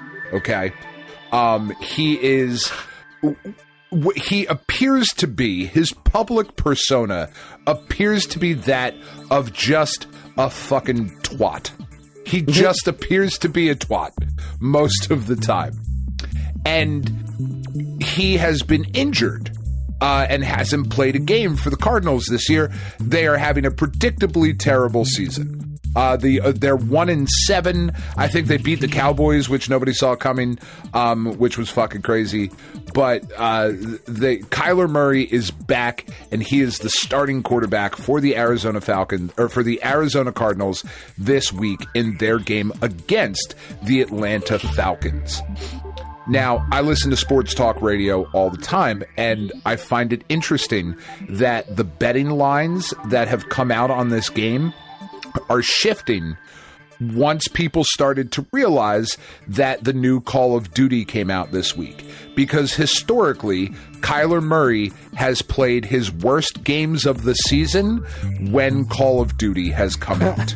Because he stays up all fucking night playing fucking Call of Duty instead of practicing football like he's fucking getting paid millions of dollars to do. He is such a twat. He's like, yeah, but fuck it, midnight release a COD though. I kind of love that story. I love that is a thing where people are like, I mean, don't fucking bet on the Cardinals this week. Call of Duty came out. Fucking awesome. Well, what's not awesome is crunch in video game development. Fuck you, Activision. No, stop being shit. It really... Oh, God, fucking unionize. Just everybody fucking unionize. Just... It's gonna suck. I say this like it's so easy for me to say it as a fucking proud union member with a very, very strong union. It's gonna suck. It's gonna suck in the beginning. But everybody should be in a fucking union. That's the only way you don't get fucked. It's the only way. Because my industry tries to do shit and the union goes, no. Fuck you and the horse you rode in on. Get that shit directly out of here. All right, next story. Our next headline. Valve announces Steam Deck OLED will come out November 16th, which will be the day before this episode properly goes live. They said they were directly inspired by the Switch OLED. It's like, hey, that's a good idea. Let's do that. And then they did. Because why wouldn't they? No, sure. Apparently I think the Steam Deck is an awesome thing. Yeah. It's a neat thing. I would like to have one at some point. I would. I think it'd be neat to have. I think it would be neat to have. I don't need it. I would be afraid that I would use it too much. You know, Steam is one of those things that scares me because Steam is bottomless games, and not that the Switch isn't bottomless games, but I don't need another. Yeah, I'm good. I think it's neat though. Good for them. Hooray for new models. Well, and it's kind of what's kind of awesome about the Steam Deck is that they can just keep releasing it with better hardware. It doesn't, and nobody has to relearn anything. Like there's no ramp up development cycle. It's just more powerful PC shit. Exactly. Yeah. That's kind of awesome. Yeah, it's a neat thing. I'm glad it exists. I think it's cool. Yeah. I also just like pointing and laughing at all the people who are like, it's the Switch killer. Like, it's a different... No, it's a different thing. It's just a different versus thing. Halo, you morons. It's just a different thing. Yeah. Stop that. Stop it. Speaking of things that people should stop, Sony and Warner are both doubling down on their live service game initiatives, which, as we've all seen, live service games are shit. Sony has delayed and nobody wants them. They don't, because there's only so many hours in the day. You cannot have a ton of live service games running at the same time because there aren't enough people with enough hours to make them all profitable. Sony currently has 12 upcoming live service games, half of which they've just recently delayed, but they're not getting rid of them. They're still working on making live service their thing. However, that pales in comparison to the absolute shit show that is Warner Brothers. Warner Brothers, on every conceivable level, is a dumpster fire of a company right now. Warner Brothers seems to feel that live service is indeed, in the face of all the live service games that have failed and crashed and burned over the last year or two, they still feel live service is indeed the wave of the future and where they need to put all of their priorities and their strategy going forward. Because they're fucking morons. Holy shit. This is the same Warner Brothers that canceled Batgirl and Scoob for tax write-offs. They also just since the strike ended, they also just canceled another movie, Coyote vs. Acme, which is a whole other bag of worms because the Batgirl and Scoob ones, they were able to hide behind that. No, the movies just weren't going to be good. But this Coyote vs. Acme movie was a John Cena vehicle that was apparently testing very well. So it wouldn't have been a failure. It's just, but we can guarantee ourselves this money by making it a tax write-off. So we're just gonna do that. It's the fucking producers, man. That's absolutely. We can find a play so bad, we'll make more money. Fucking do Springtime for Hitler. It'll be great. But that's what it is. It's the fucking producers. It's so insane it's the fucking to me. Oldest trick in the book, man. And none of the people involved, like they, just like the other ones, they heard about it through social media or from news sites asking them for comments on it. Like, what are you talking about?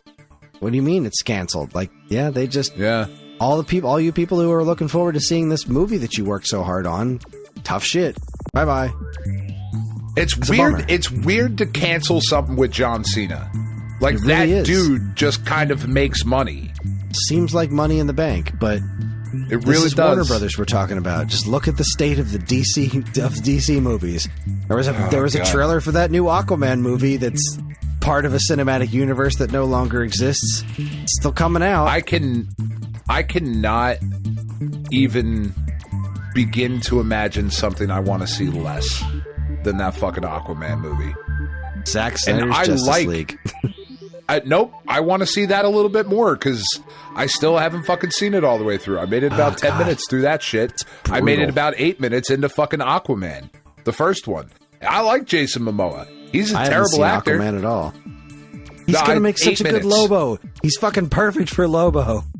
He is perfect for Lobo. He is really good when you're just looking at him. Like, he looks good, he moves well, like, his shit looks believable. He was fucking incredible as Khal Drogo. You know? Yeah, he was. He was fucking amazing in Game of Thrones. Because he He didn't was have pretty to fucking fun as speak the Fast and words. Furious villain. Was he? I didn't see that. Because he was just supposed to be a giant caricature of his character, you know? Like, that's all he needed to be was that. He didn't need to do anything serious. He just needed to be insane. And he did that well. There is an incredible episode of Saturday Night Live that Jason Momoa hosted.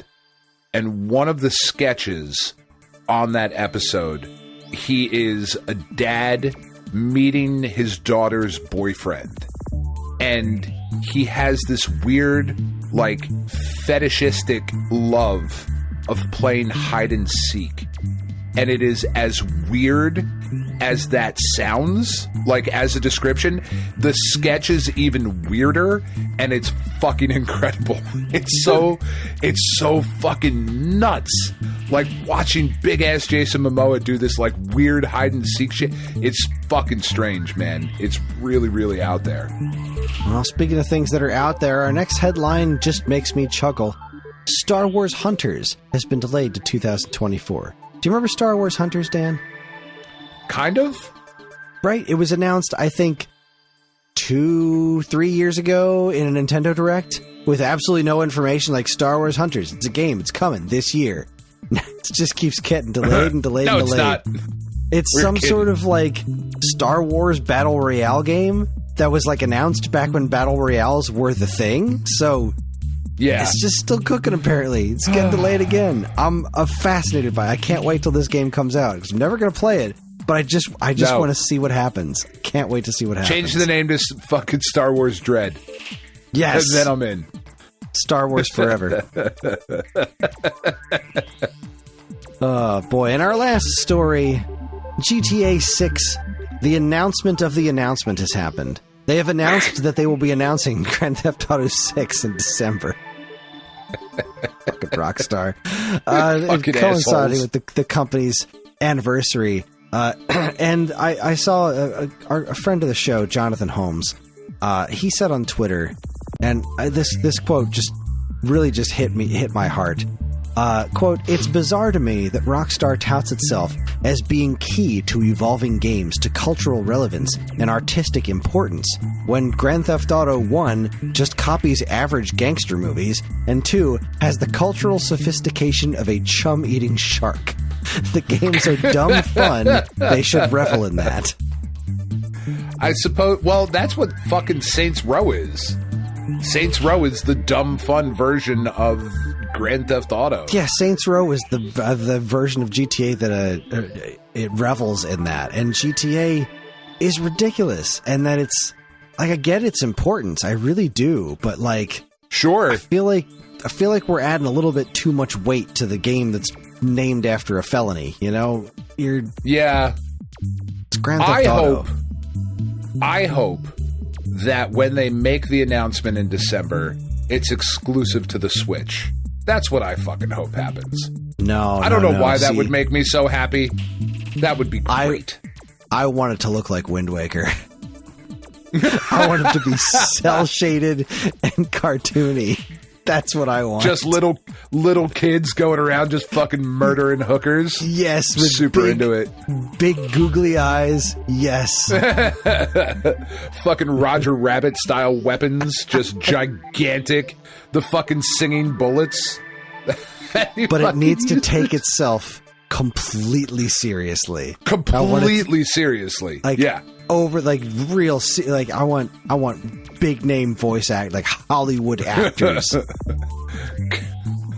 Like fucking Boss Baby. That's what I want. I want the Boss Baby version of GTA. I want Grand Theft Auto 6 to be Boss Baby, but Grand Theft Fucking cookies are for closers, man. True words have never been spoken. Tell me when I'm telling lies. Cookies are for closers. Oh, God. No, I have it, folks. Man, like... Yeah. Go ahead. People are going to be really excited. That's week-old news. Good for them. Yeah. Yeah. Good segment. Everyone's going to be excited. Yes, I think it's important. We should tell the news, even though it's a week old by the time you hear it. That's week-old news. Thanks for listening. And with that, we're going to take ourselves a break. When we come back, by we, I mean Dan, is going to be stunt casting the Legend of Zelda movie, which is apparently happening, is apparently live action, and is apparently a good idea. I don't know. You're listening to the Stone Age Gamer podcast from geekade.com. Stick around.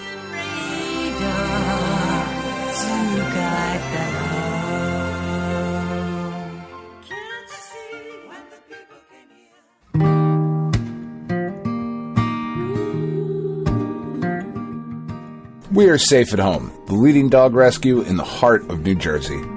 Are you searching for a loyal companion, a dog that will bring love and joy to your home? Look no further than Safe at Home. At Safe at Home, we believe in giving every dog a second chance. We rescue, rehabilitate, and find loving forever homes for dogs in need, right here in the Garden State. Our dogs are ready to make a lasting impact on your life.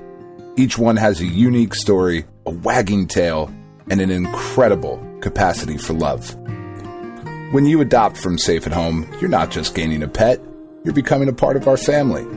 Our dedicated team ensures a seamless adoption process, providing ongoing support and guidance. With New Jersey's beautiful parks, beaches, and trails, you and your new furry friend will have endless opportunities for adventures and cherished memories. Safe at Home relies on the support of compassionate individuals like you. Your donations and volunteer work enable us to continue saving lives and finding forever homes for these amazing dogs. Join us in creating a safer, happier community for dogs in New Jersey. Together we can make a difference and give every dog the chance to feel safe at home. Visit our website or call us now to learn about how you can be a part of the Safe at Home mission. Safe at Home, because every dog deserves to be loved and protected. www.safeathomerescue.org.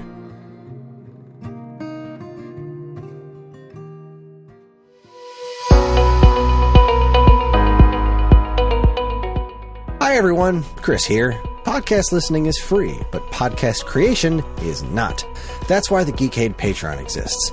In an effort to help us pay the bills, we've got a Patreon page set up where you can gain access to our monthly podcast topic schedule, get early access to many of our shows, and more. If you'd like to help support Geekade and keep these shows running week after week, head over to the Geekade Patreon page, linked in the show notes of this very podcast.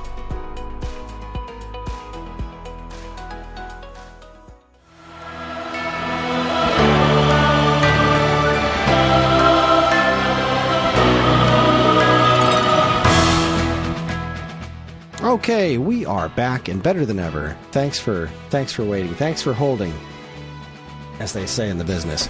So yeah, Nintendo has announced super casually, because I guess they really weren't making any big announcement. It's just like, well, here's the basic information. Miyamoto has apparently been cooking up a Legend of Zelda movie for like a decade, or at least trying to cook one up, and things are finally moving forward. It's a co-financed by Sony, which I think is very weird, but whatever. Sony Pictures is a different entity entirely. It's a little odd. A little odd, but whatever. Here we are. I'm glad it's not Illumination, but it's a live-action Zelda movie, which I don't think is a great idea. I really would have preferred... I think there were better movie choices to go with before you went with Zelda. I think... as Nintendo is just dipping their feet in this whole movie thing, Mario was a huge success, but it wasn't high art. It wasn't it wasn't an amazing movie. It was just a very well done, decent movie. You know, they did a decent. It was a very well done Mario movie. Exactly. They took a kids movie that was it was decent enough, and then they did that really well, which is new for Illumination Studios. But here we are. But this is a totally different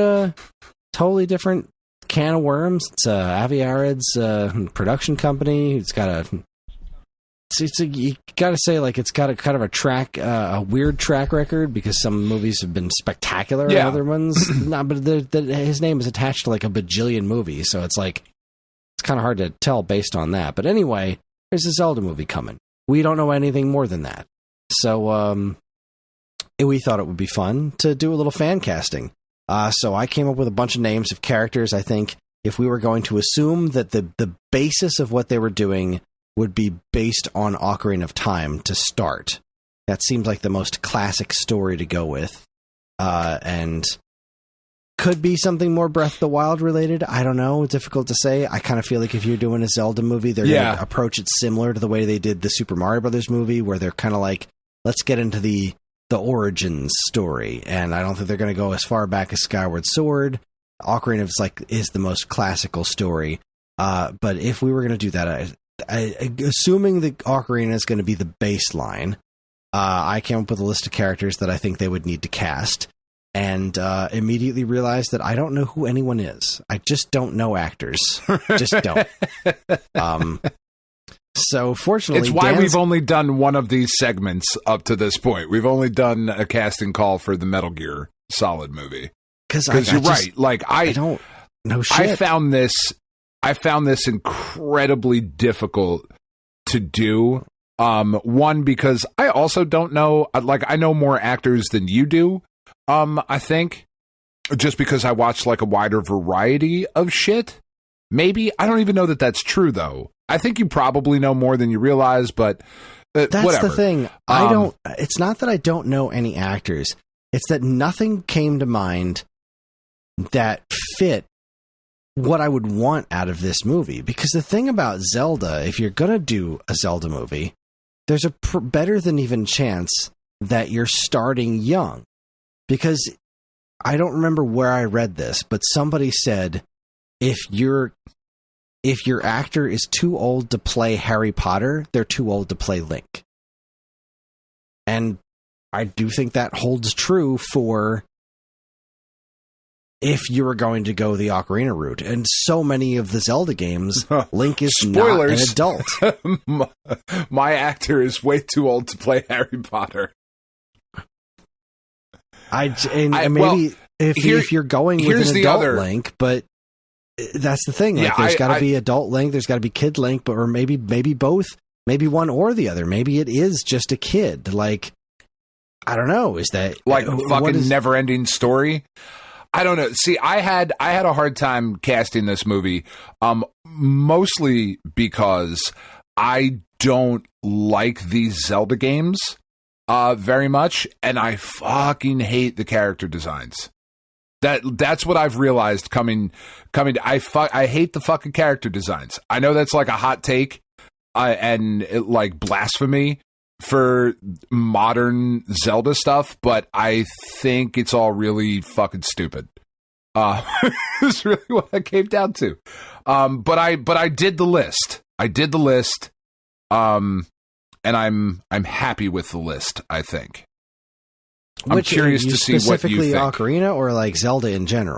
The list that you sent me. Oh, yeah. I do like Zelda games. Yeah, I do. But I don't love them. I don't love 3D Zelda games. I like some of them. I hate the way the N64 ones look. I hate the character designs in them. I'm much happier with the way like the world and the characters in Breath of the Wild look. Right. And again, these would be just these characters. I don't imagine that they would actually look design wise based specifically on the art direction for Ocarina of Time, because that is a very cartoonish look. Right? So like your Zelda, Link, and Gannondorf, they're pretty well defined, but like, yeah, no, I agree. Yeah. A lot of these characters are not my favorite designs, but I think that they're interesting characters that would be involved in telling an interesting story. So I guess let's get the big one out of the way. Who do you foresee? Who would make a... Link is last. The opposite direction? Link is last? Oh, yeah, right. we got to start with the bullshit at the bottom. All right, bullshit at the bottom. All right, so the ones at the bottom here are the sages, right? You've got most of the sages, because some of the other sages, come up a handful of other times throughout the course of the game. So Nabooru, she's the last sage you meet in Ocarina of Time. She's the woman in charge of the Gerudos, minus Link. Minus Gannondorf. She is a Gerudo thief, so I would assume the Gerudo characters would need to be Middle Eastern of some sort. They're dark-skinned individuals. Nabooru is a cool character because she's in charge of the Gerudo, who are in the Ocarina universe at the very least. They're a band of thieves, and they were following Gannondorf because, once every couple generations, one man is born into this female-only tribe, and then they become king, and this dude turned out to be just like the ultimate evil, and she wasn't having it. So Nabooru is an interesting character. Who did you see for Nabooru? So I went with an actress that you definitely know. You just don't know her name off the top of your head, I don't think, and that is May Callum-Way. And she was the female lead in Moon Knight. Opposite Oscar Isaac. That is a great pick. She was awesome. Oh, I love that character. She was great. She's got the Scarlet Scarab. Was that it? The Scarlet Scarab. Yep. So she is, I believe, Middle Eastern. She's Egyptian Palestinian. Okay, so Egyptian Palestinian. So she, fits the look of the character, and I thought she did a really good job in that show. Like, I was really impressed with her. Yeah, her physicality. I thought she was great. So just going on just the look of the character alone, which is really what I based all of this off of, because it's not voice acted, right? The Ocarina of Time is not a voice acted game. Right. No, not at all. So just going off the look, I thought May Callum-Way would be an awesome choice for her. That's a spectacular pick. I'm really good at this. Yeah, you are really good at this. That is a fantastic pick. She would be outstanding, and I really want to see more of that character too. I really want more of a Moon Knight and Scarlet Scarab in the future of the MCU. Because I really enjoyed Moon Knight, and I really that show was fucking dope as shit, and they should really do more. Well, all right, cool, good work. Next up, this guy, depending on which game we're talking about, in Ocarina of Time, he was basically a throwaway character, but this character has shown up in several other incarnations throughout the course of Zelda history, and is kind of an important character. We're talking about Rauru. Rauru in Tears of the Kingdom was a very different character, an extremely important one, but also not humanoid at all. Rauru in Ocarina of Time was just a sage, and he was already there, and he was like, yeah, we froze your body, I'm old and I got a beard, and I'm going to give you this medallion and go do stuff. And then you went and did stuff. Like, you really didn't get much out of this character, but he is an important character overall. So, who we thinking? Old wizardy looking fella, Rauru. I went with Liam Cunningham, another actor that you know. He is most famous for playing Sir Davos Seaworth on Game of Thrones. Yes. Yeah, good. Damn, you are good at this. I think he's got he's kind of got that old, weathered, wizened look about him. Absolutely, he's certainly one of my favorite characters on Game of Thrones. I love the way he delivered, his lines. I love the way he carried himself in that role, and I could see it transitioning over to, again, basing it completely on the look, to this Rauru character. that is an excellent choice. I think he would be perfect for the role, especially if they expanded it in some way, shape, or form to be like, meaningful. Right? Yeah. Written like at all. Yeah. Good pick.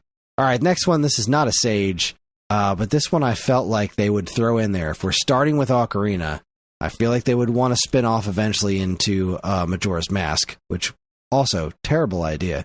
But if they were to throw the Happy Mask Salesman in there, who would you pick as the Happy Mask Salesman? This one I had such a hard time with, so I went with a completely ridiculous pick for this. But I think there's a lot of like as I was doing my research for this, there's a lot of theory videos on, is the Happy Mask Salesman really evil? Is he insane? All of those things. So I was trying to find an actor that could start off seemingly somewhat innocent, but with and trustworthy, and somebody that you like want to listen to, but with an undertone of malice that could, as you said, in a spinoff, in a sequel, whatever, turn into, is this guy a bad guy, whatever. So I went with Christoph Waltz. Oh boy. Okay. I love that dude. I think that dude's great. I don't know that it's a good choice for that. But I was happy. I don't know. That's a pretty solid one. See, my thought originally went to Adam Scott, just because he's got that big head, But the thing about the Happy Mask Salesman is he also has to be really manic, energetic and manic, and that's not Adam Scott. So no. Yeah. But that could be Christoph Waltz. I've seen that guy. That dude's got range. Yeah, I think I love his accent. I think it would be an interesting play. I like it. All right, next up we have the Fire Sage. This one would have to just be voice actor, and we're talking Darunia. Yep. He is a Goron. So I mean, who you got? Wesley Snipes. Not even kidding. We were just talking about Wesley Snipes in one of the fucking chats on the Discord, and I looked at a picture of this dude and I was like, fuck yeah. Like Wesley Snipes' voice coming out of a character that looks like that, I'm fucking 100% in. I don't know that fits at all. I don't know that fits even a little bit, honestly. But just looking at the way the character looks, I'm into it. All right. I feel like I would go a little bit more like, I don't know if Keith David's right. Is he a lighthearted character? He is a bit lighthearted. Okay. He's serious, but he is a bit lighthearted. He's kind of goofy. You make him happy by making him dance, like he's kind of a happy dude, which almost makes me want to like. I think Patrick Warburton's too goofy. I think Keith David's too serious. Maybe, so like The Rock. Maybe The Rock like Clancy right Brown. Clancy Brown's got some pretty serious range. Clancy Brown's Lex Luthor and Patrick the Starfish. So like. Yeah, I mean, I just wanted to put Wesley Snipes in here somewhere because we were talking about him. That's really what it came down to. It's like, fuck yeah, I got to do Wesley Snipes.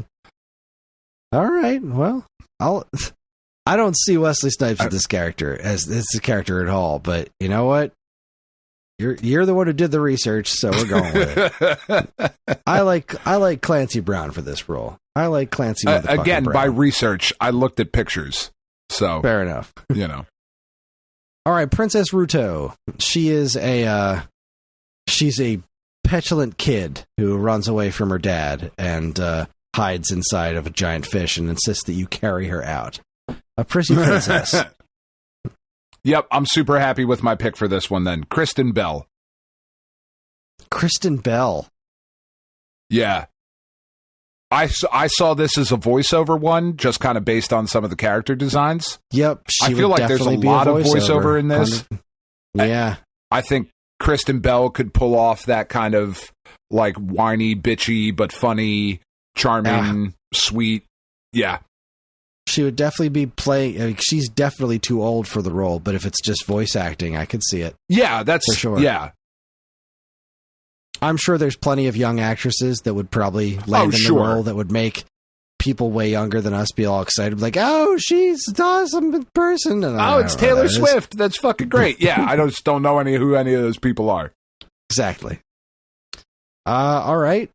Sure. No arguments there. That's a good one. How about Navi? How about the fairy? How about the Hey Listen fairy? Who's Navi? Again, a voiceover. I thought for this one seemed kind of obvious to me, but maybe it's just to me, but that's Tara Strong. Or the girl who did Navi in the game. I know Tara Strong's fucking everywhere, but like, would Navi I thought you were going to say Julia Roberts because of Hook. I did honestly think of that. Like, I wanted to write Julia Roberts, but I just can't imagine Julia Roberts saying, hey, listen, in the Navi, that kind of nasally way. I just can't see it. But Tara Strong has to be a higher, more childlike voice. She just has to do the Twilight Sparkle voice. Like, I think she just does that, and you're good. Was she? Yeah, she was Bubbles too, right?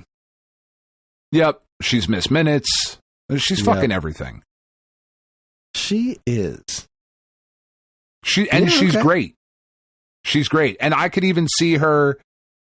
She might be a little old for it, but like I could even see her, like they could capture her for like a live action kind of thing too, because she's got that kind of pixie fairy kind of look about her.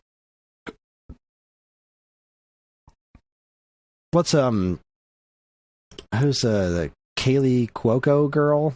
She does Harley on the Harley Quinn cartoon. Yeah, she'd be pretty good at it too. But yeah, I like Tara Strong for that. That's a solid pick. Right. Makes a lot of sense. Okay. Okay. How about the Great Deku Tree? Who's doing the Great Deku Tree? Ian McKellen? For what? No, I'm also really happy with this one, and I don't know why, because I don't even really like this actor all that much. I just feel it really fit, especially because when I copied over your list into my note-taking app, it auto-corrected Deku to Deli. So playing the Great Deli Tree in this movie would be a voiceover, obviously, Pierce Brosnan. Oh. See, my dream casting for that one is Liam Neeson, no question. Like, Liam Neeson's got that voice. He's fucking Aslan. But all right. I agree. Liam Neeson is fucking awesome. Liam Neeson is a giant talking tree. That would be cool, but I feel, I don't know why I feel strongly that Pierce Brosnan is the right choice, but I feel, I think it's after watching Black Adam and seeing him in the Dr. Fate role. Fate. Yeah, that kind of sold me on it. Like that kind of mentor, again, that like old wizened figure. That's kind of where he's at in his career. Not that Liam Neeson isn't. But yeah, I just went Pierce Brosnan. Plus, I think he needs the work. I'm just trying to throw my guy a bone here, you know. All right. Well, what about Link's childhood friend and eventual sage of the hell was Sage of Grass, Sage of Green, Saria. Sage of Grass. That's I don't know why that's so funny. Kristen Shaw is who I saw for that one. She can play, like, she plays kids She's a too lot. Tall. Yeah, I know, but I don't know. That's who I went with. I don't know any little kid actors. So. Yeah, if this was a voiceover one, I'd 100% agree with you. But like, she's supposed to be a kid. Like, voicing a kid, sure, but like, this is a humanoid character. Yeah, I would have to be a voiceover. She's supposed to literally then. Be a kid. Yeah, it would have to be. You know, this is Liam Neeson's role for sure. Yeah, they could put her on her fucking. She could walk around on her knees like fucking Dwarf on Golf because we're that old. Yeah, I don't know any little kid actors. You know, like I don't know, the fucking girl that was in Matilda is probably 30 now. Like, Chris, I don't know, like, I know we moved past the week-old news, but did you know that Tony Hawk's son married Kurt Cobain's daughter, and the officiant was fucking Michael Stipe? That's some shit that fucking happened. That's how old we are, Chris. It's fucking awesome, though. That's great, but the fuck? I don't know kid actors. The girl who played little fucking Leia. Oh, that's a good one. Sure, also made that's what you I'll just go with. made me think of what's her name's Alicia Weir. She played Matilda in the new Matilda movie that they just made, the musical one. Okay. Yeah, I could see that. I know what you're talking about. Yeah. Okay. I don't know. I still like Kristen Shaw. Mido. This would have to be a young boy. And again, I know. I got nothing. And I know none of them, so I went with an older boy. He could still play. Like I'm guessing that they would just kind of age it up a little bit for my casting here. But Thomas Brody Singer, who was the voice of Ferb, he's in Game of Thrones. He's the little blonde boy. He's not a little boy. He's like 30. He was fucking little in Love Actually, though. I know that. that's the guy I got. That fella. Yeah. He's like a full-grown adult, like, man now, but yeah, he's not. But a kid he could at all. still play a teenager. You know, if you kind of skewed it a little younger, you know, I could see that happening because the casting that everything kind of came from Link. Like, once I decided who I thought would be a good Link, kind of throwing age out, everything kind of fit around that, and you'll see when we get to Link. Alrighty. All right. So these two characters, I don't know if you would reinvent them to be less bizarre or just have them be voiceovers, but we're talking Kume and Kotake, who are these twin witches that are like Gannondorf's servants, more or less. Yeah. And they work to resurrect him in the Oracle games. They're interesting. They're pretty designs. weird characters. I like them. Yeah. Yeah, I like them too. Who do you think would play I would them? keep them. I would keep them as is. I would keep them as a voiceover character. And I think the only person to play both of those roles in an equally fun, weird way is Helena Bonham Carter. Oh, that would be cool. Oh, sorry. She's such a strange person. I love her to pieces. I think she's a brilliant actress.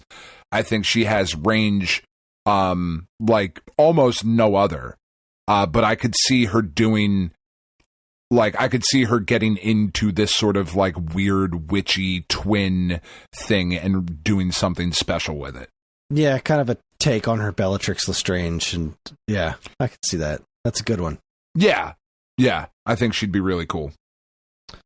Okay, that brings us to King Daphne's Nohansen Hyrule, who actually wasn't even in Ocarina of Time, was just spoken about. But this character has been reinvented numerous times, has a lot of different physical appearances. But basically, we need the King of Hyrule. We need Zelda's dad. What are we doing for Zelda's dad? Is this Liam Neeson? Is this Wesley Snipes? No, this might be Wesley Snipes. No, this is Christopher Haibju, who you will know as Tor Giantsbane in Game of Thrones. Big, tall, redheaded fuck. Oh, that fella. The guy who falls for Tormund? Was that his Brienne name? of Tarth? Yeah, Tormund Giantsbane. Yeah. Yeah, love that guy. I kind of saw it as a somewhat not a super serious character, but like somewhat serious, but with like some charm to him, like kind of like just an old king kind of charm. I don't know. I like this guy a lot. Yeah, he was pretty great. That's an interesting He fit the choice. look too, I thought. Yeah. Yeah, that could be cool. Okay. Go team. Go team. Yeah.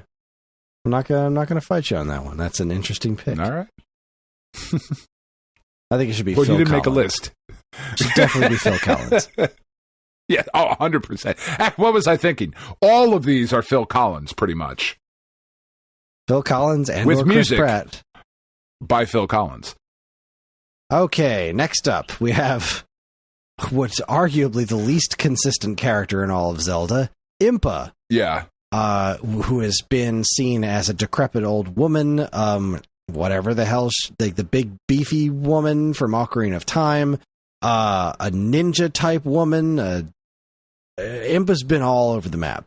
Yeah. Who are we guessing for Impa here? Who are we thinking? I think, and it would work, I think, either as a live action, like, old ass woman or a voiceover. I would go with Wai Ching Ho, who you will know as Madame Gao from Daredevil and the Defenders series. Oh. Right? Yeah, okay. So you've done a lot of Game of Thrones casting, and my thought would be the woman who played Brienne, who I can't think of her name now. Who played Brianna Tarth? Gwendolyn Christie. Yeah, I could see that. Gwendolyn Christie. Yeah. She, specifically for Ocarina's Impa, she really strikes me as that character. But Madame Gao, she was older. Very. But yeah, that would work for that would definitely work for the older incarnation of Impa, like the one from that's kind of the original Legend of Zelda and Zelda 2. Yeah, that's the one that like really stuck out to me. Was the older one. I don't know why I feel like that would be the choice for the movie, but I feel like that would be the choice for the movie. That's a pretty cool pick. All right, it's time to get to the big three. The big three. All right. Who you got for Gannondorf? Who is sexy Gannondorf? Who is sexy Gannondorf? It's funny that you ask, because this is Liam Neeson as a voiceover. As a voiceover? Yep. You're going to make a like CG a Thanos Gannondorf? stuff. Yeah, like Thanos. But that's what I say. He's a dude. Well, whatever. I see him He's as a a dude. voiceover. I know. I see him as a voiceover. I disagree. I know. He's not Neeson. super big. He's a dude, and he's got to be Middle Eastern. You can't get a white guy to play Gannondorf, even for voiceover. Liam Neeson played Ra's al Ghul. How dare you tell me he cannot be fucking Gannondorf? I don't know about that one. I literally could not think of anybody, and I think Liam Neeson has such a cool voice and presence that if it were like a CG'd kind of Gannondorf, like I'm just imagining somewhere along the way in a big fight, like you're thinking that this is Sony, this is Avi Arad, that like there's going to be some big CG bullshit fight at the end. So right, when he turns into a creature, but like for the most part, he's got to be a man. He can't be like, or are you just going to CG a guy? Like he's just going to be CG for no reason? Then he's just going to be a dude? I don't know, man. I don't know that in the movie he will be seen a lot until, he kind of seems like the way that they would play it, perhaps, is that he would kind of be this like shadowy figure in the background, kind of like controlling things, and is referenced and seen in glimpses and that sort of thing, which I think you can get, an older actor to play. And then when you go to the big CG final fight, you have just the voiceover. Yeah, I don't know. I'm not thrilled with that one. Did you watch the Willow show? No, I did not. All right, here's my pick. And this, I guess I had a few pop into my head regardless.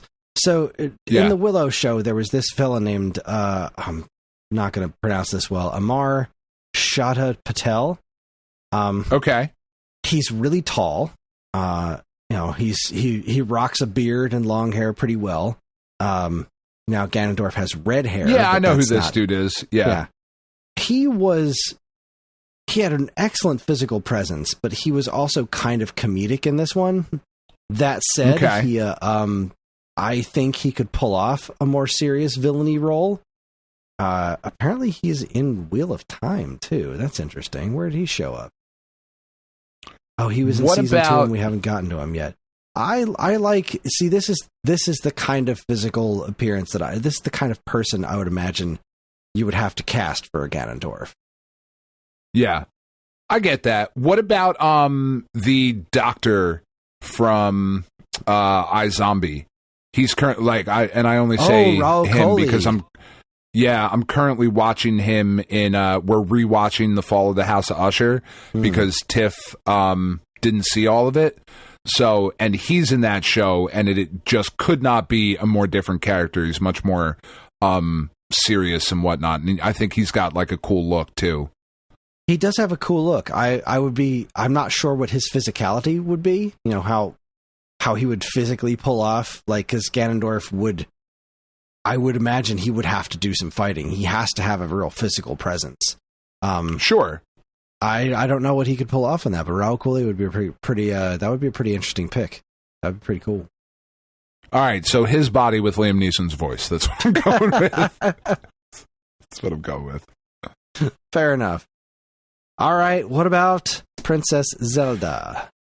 Oh man, I like everybody that I've seen. Everybody wants it to be Anna Taylor-Joy, because she just fucking looks exactly like her, right? But she's already Peach. She's already Peach, so you can't have that. So I went the opposite direction, and I went with Zendaya. I think she's a really good actress. I don't think Princess Zelda has to be a lily white girl. I don't think that matters to the character at all. Her skin tone. I think Zendaya could pull that off, and it could be really cool. Zendaya would be a really interesting pick for Zelda. I'd like that. The only thing that comes to mind, and I don't even know if she's the right role. She's the right person for it, but I do think she might even be a little too old. Yeah, she's almost all right. She was born in 1989. It would be really cool if it could be Zelda Williams. She's pretty good too. I thought would absolutely love to see Zelda Williams in this movie in some way, shape, or form, because Robin Williams would have loved to be in a Zelda movie, and it's such a shame that he's not around anymore for numerous reasons, but that being one of them. Yeah, that being one of them, for sure. Zelda Williams, I think, would be... I'd love to see her get some sort of cameo in general, but it would also be... that would be pretty wild to have her play Zelda. Yeah, it would be. I think see her more as pick. I see Zelda Williams more as like a shopkeeper or something. Like, oh, isn't that cool? When you watch the YouTube recap of like all the little Easter egg shit. Right. It's like, that was fucking Zelda Williams. That's awesome. Yeah. I like that. All right. Good call. Okay. And then the big one. Willem Dafoe is Link. God, Wesley Snipes with Liam Neeson's voice coming out of him. No, Danny DeVito with Liam Neeson's voice. Sold. Sign me up. No, I do think this is a rather obvious choice for an older, an adult-ish Link. But I think it's got to be Timothée Chalamet. Huh. I look at that dude, you dye his hair blonde, you're done. That's it. I know a lot of the fan casting has been fucking Spider-Man. What's his name? Oh, Tom Holland? Yeah. Tom Holland. I've heard that a lot. I don't know about that. I hate that. I hate that idea. I think that sucks. I really do. If you look at Timothée Chalamet, though, Like it's fucking Link. Like that's who that is. And he's a really good actor. I'm not seeing it though. I'm looking at Timothy Chalamet. Man. I'm not seeing Link. He's a really good fucking actor. I think you dye that kid blonde, throw some fucking elf ears on him, and you're good to go. Yeah, I don't know. I still think it should be Mr. Bean. Yes. Never mind. I take it back. You were right. You're 100% right. Should definitely be Rowan Atkinson. 100% Rowan Atkinson. I am very sad that Error was not on this list because that has to be Matthew Berry, just as an aside. Oh boy. That is the most no-brainer casting of all time.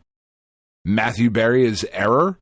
Are you fucking kidding me? Have you seen the IT Crowd? Have you seen What We Do in the Shadows? Yeah, that dude, you're 100% right. That's spot the fuck on. Yes, that's flawless. But the rest of this, like, I do think, right, going through this list and whatever, and I'm happy with my list for as unrealistic as it might be. I think this is a really hard live action movie to cast. I agree. Because so many of these characters are so fucking wild looking that fear is not the right word. Perhaps trepidation is a better way to put it of how I'm feeling, because it almost seems like the Legend of Zelda movie is going to shy away and focus more on human characters, which might ultimately be the right move. I don't know. I don't either. It's really difficult to say because there's so many different directions it could go in, right? There's been so many different incarnations of The Legend of Zelda. So like it could look dramatically different depending on what the source material is, or if they do an amalgamation of several different flavors of source material. Like there's a lot of directions that this could go. So yeah, this is a really hard one to cast, but I think you came up with a lot of winners there. Yeah, I think there's some good stuff. I forgot about Gannondorf being somewhat Middle Eastern. I was thinking big like monster Gannondorf at the end. Right. Yeah. So I was only thinking voiceover. And again, tell me Ra's al Ghul can't fucking play Middle Eastern. That's absurd to me. Guy had a flawless Middle Eastern. Can and should are two very different. You're telling me the guy who starred in Battleship doesn't have the fucking range to pull off Middle Eastern? I say thee nay, Kris. Meanwhile, just on a little side note there, did you happen to see the teaser for Avatar? No. Should I have? Yeah. The live-action Avatar show on Netflix. Are you an Avatar fan at all? Oh, sorry. I thought we were talking about the fucking blue people. Not the blue people. Okay. No. Last Airbender. No, I did not see that because I didn't like. I like everything that I've ever seen from the cartoon, but that encompasses maybe 35 minutes of footage from various episodes. Oh, okay. So you haven't actually watched the show? No. All right, see, I'm a huge fan of the show, and that M. Night Shyamalan movie is a fucking travesty. Goddamn right. I hated that M. Night Shyamalan movie so much. I think a lot of people agree with you on that one. That might be one of the few instances. That might be one of the few instances where the internet was spot the fuck on in their response to something. You just look at that movie and think, why the fuck was this allowed to happen? Yeah. And I like M. Night Shyamalan more than a lot of people do. I think that dude has made some really good fucking movies. He's made a lot of shit, but when he hits, I think he makes some really interesting, good shit. I will say this Avatar show makes me nervous because, the cartoon's one of my favorite things ever. But yeah, They apparently did a very good job on the One Piece thing, so... They did. They've also did a really bad job with Cowboy Bebop, so... that's fair. I forgot that happened. All right, that's too harsh. They didn't do a really bad job with Cowboy Bebop. They just didn't do a very good job with Cowboy Bebop. And they were close. They were really close. They just didn't quite get there.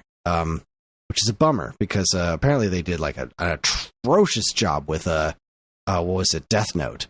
But the thing about Last Airbender is, like, it's not strictly an anime. Right. But this new one does seem really well casted. God, that Cowboy Bebop show hurt. Maybe that really broke my heart. I really wanted to like that a lot more than I did. I thought it was well cast. I thought what they threw in with Ed at the end was terrible. They tried... everything with Vicious was terrible. They just tried to make that show... They didn't just make the cartoon. They were like, you know what? We need to flesh out the villain. No, you don't. His name's Vicious.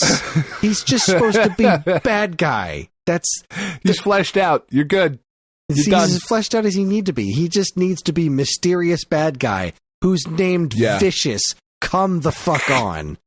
Don't expand Julia. Don't expand Vicious. They tried to make this whole thing out of the Julia character, and like the point of that character was that she was a mystery.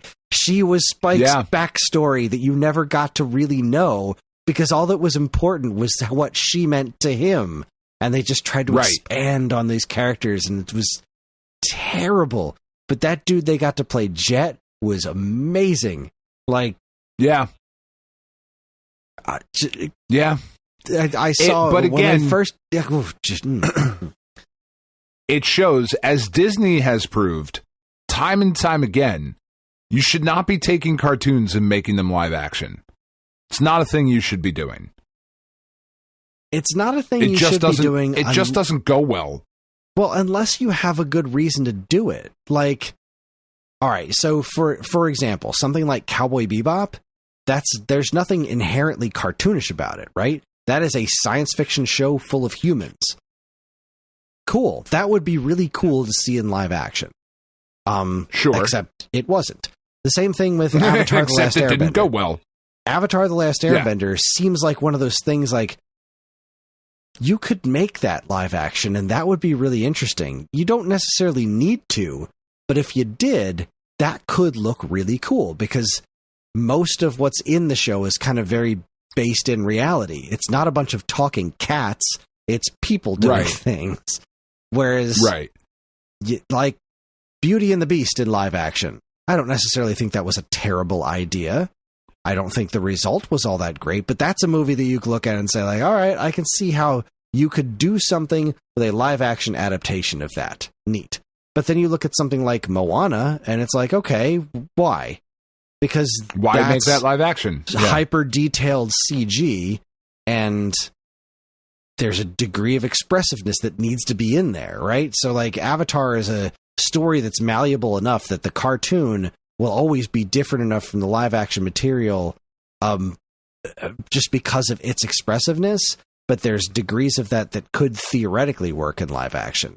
Whereas the Disney stuff just seems so pointless. It's just like, no, let's just run down. Let's tick these off the list. Let's do a live action Little Mermaid because we can. Yeah.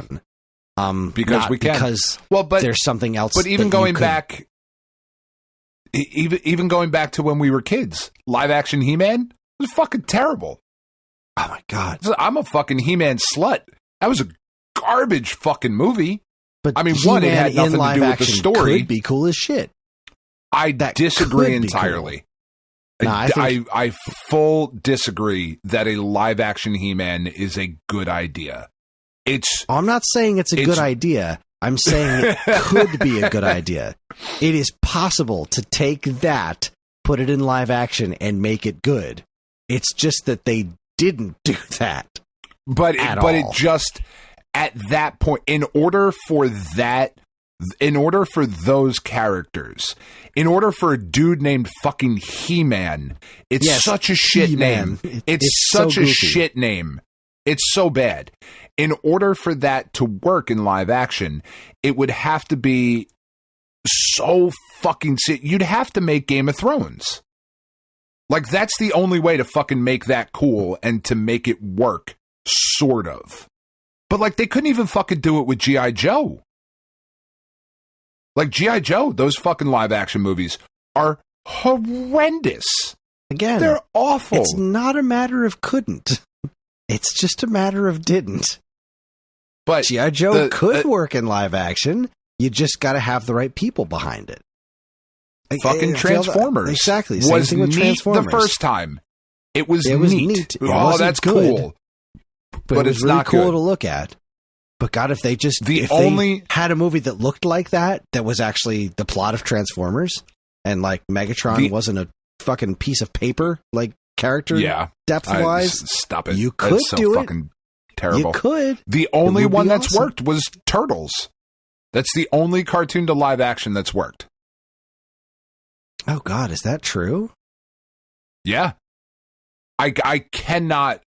I'm sitting here like racking my brain trying to think of a cartoon to like I suppose that there is an argument to be made for Josie and the Pussycats. Oh, fuck yeah. That movie's great. Because that movie is so very different from the cartoon. Again, it's as different as He-Man would need to be. And that's you fine, know, like, because is the live action Scooby-Doo good? Like, it's fine. You know what like the live action Scooby-Doo is I don't care for it. I love those characters a lot. And it's just okay. But the live action Turtles, like, that's actually, I would argue, a legitimately good movie. Like, at least the first one. The first one is genuinely a good movie. I like the second one a lot, but it is it's so much worse than the first movie, and the third one is better left unspoken of. In my the third opinion. one has very little to offer in way of quality. Boy, I'm just looking through any lists I can find, and of cartoon to live action. Oh, I can't. Addams Family. All right, yeah, I'll give you that one. But I don't look at the Addams Family as a cartoon though. Like I don't know. It was a comic strip, but then it was a live action. I was going to say, show. like, I look more of it like that. I don't think that was a cartoon to live action. That was a comic strip to live action. And like you said, like, more specifically, a TV show that was just kind of updated. Like, Dick Tracy is not a cartoon to live action. It's a comic strip to live action. But, like, straight fucking cartoon, you know. Something that existed as a cartoon. Barbie doesn't even count for that. That's because it's not an adaptation. Figure. It's not an adaptation of any of the Barbie cartoons. It's that movie's its own thing, man. That movie's its own thing. And I still haven't seen it. I really want to see it. I'm sure it's great.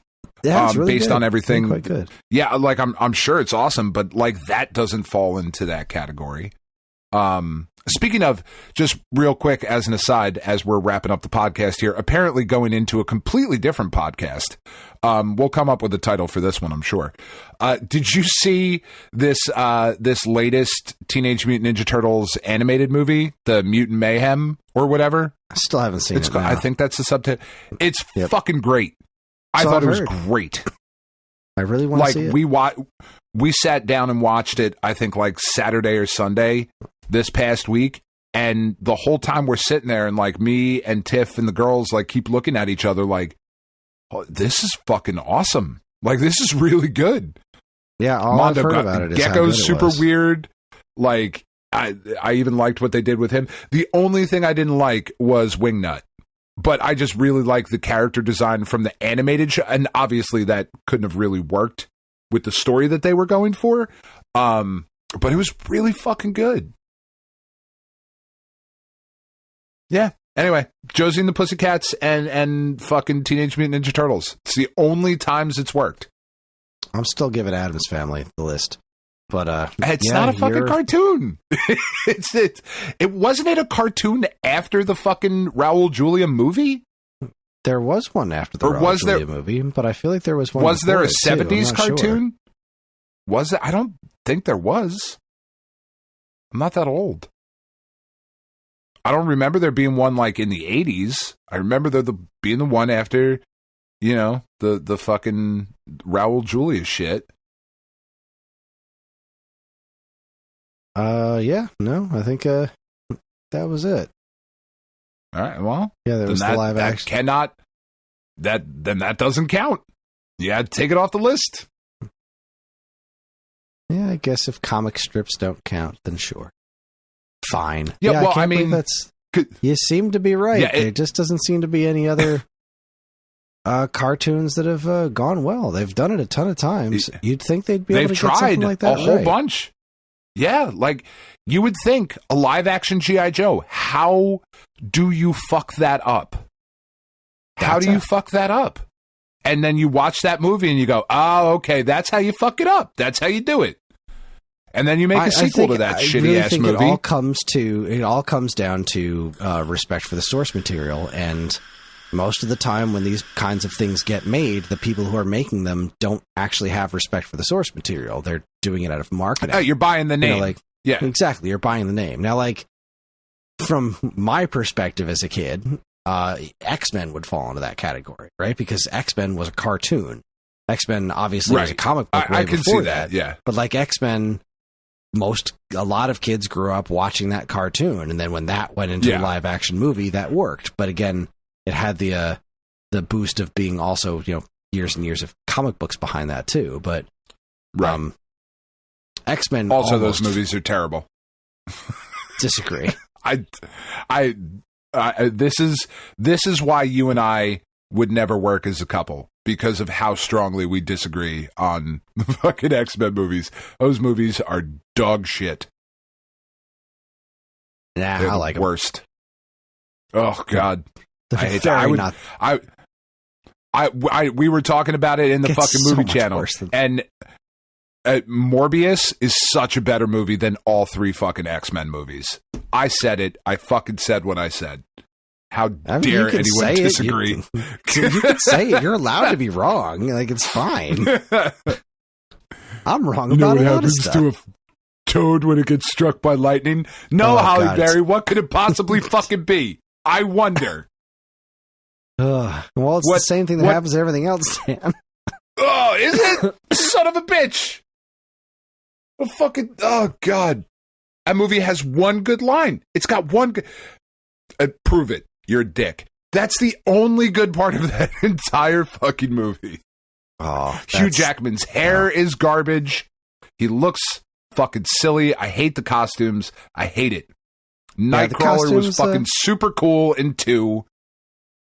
Like, I love the way Nightcrawler bounced around. All of that shit was fine. The rest of it, I fucking hate Famke Janssen as Jean Grey. Oh, God. They're definitely why is this definitely not why is this perfect, 50-year-old woman in this fucking movie? Stop it. Certainly is a big round room. Come on. Oh, God, it's so fucking bad. It's so bad. This is a great line, and it's delivered so well. Ugh. Morbius is so much better. Everything about him walking around in those movies, like this, what do they call you, wheels? Like, of course, it's fucking great. I love it. But is it Morbin time, Chris? It's not. So I rest my case. God damn it. All right, well, there's our dream casting and weird movie sidebar for the Legend of Zelda movie that I just think is not a very good idea. But you know what? The Mario movie turned out way better than it had any right to, especially considering it really did, studios involved. How the fuck are you not making Metroid next? That's the one. I think you wait longer on Metroid too. I don't think they're ready for that. That's what I'm saying. You got to get a few more safe ones under your belt before you tackle shit like Zelda and Metroid. Because I think Metroid movie, is super safe. That's not easy to get right. I think it's really fucking safe though. Like, it's a pretty simple story that, as long as it's a little bit scary, Like, not, it doesn't have to be super scary. Like, Who's it doesn't she have gonna to be talk the fucking. She doesn't have to talk a lot. If you're She going could to talk make to that Adam. movie good, you're right. If you're going to make that movie well, then yeah, she shouldn't talk very much. But that's not the kind of movie that's the second movie that a big brand Nintendo coughs out. If they cough out a Metroid movie next, they're going to add a sidekick for her to talk to. Like, they're going to make it yeah, I mean, generic. you're probably they're right. not there yet.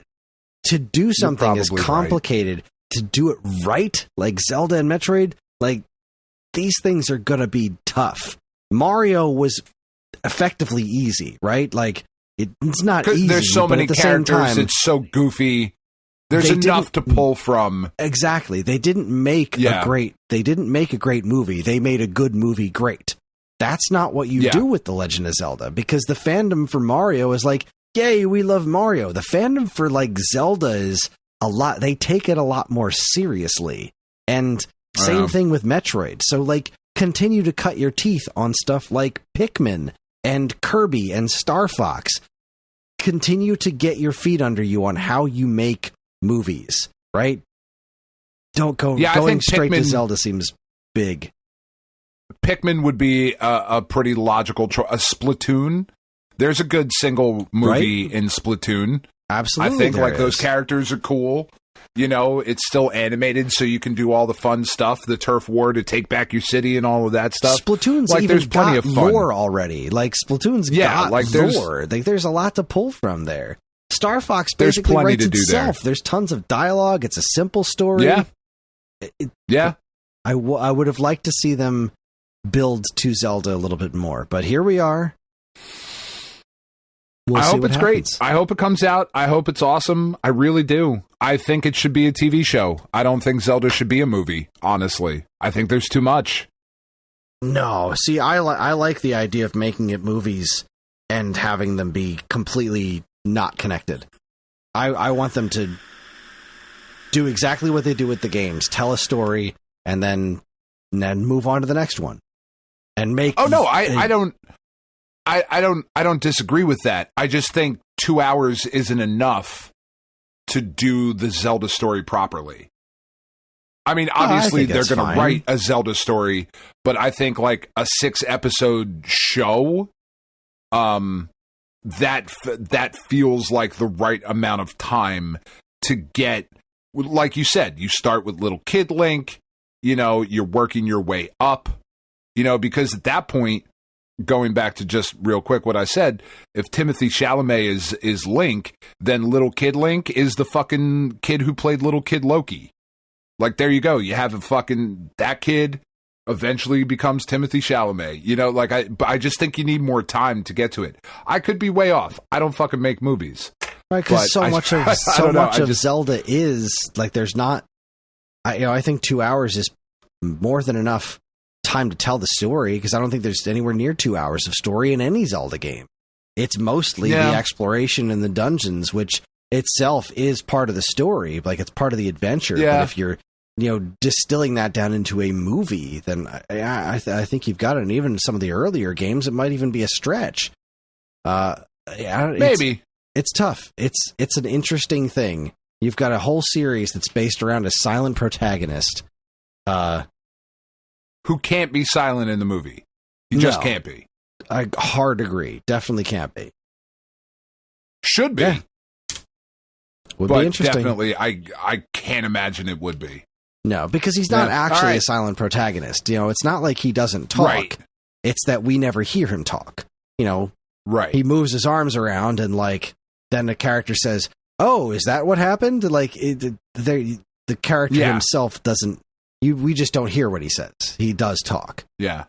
Yeah. Well, anyways, there you go. That's our casting call. There it is. Call. Casting call. Yep. Yeah. Totally not a couch. Our casting love seat.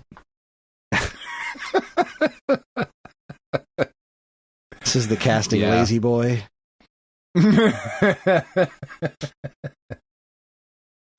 Shades. Yeah, there's enough negative connotations with a casting couch. Like, we were being cheeky at the beginning, but it is actually kind of fucked up, and we shouldn't have gone with it. But right. it's all right. We're learning.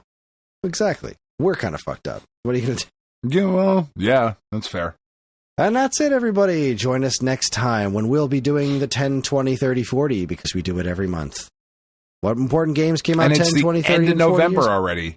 Yeah, my God, we're getting there. It's of course next Friday.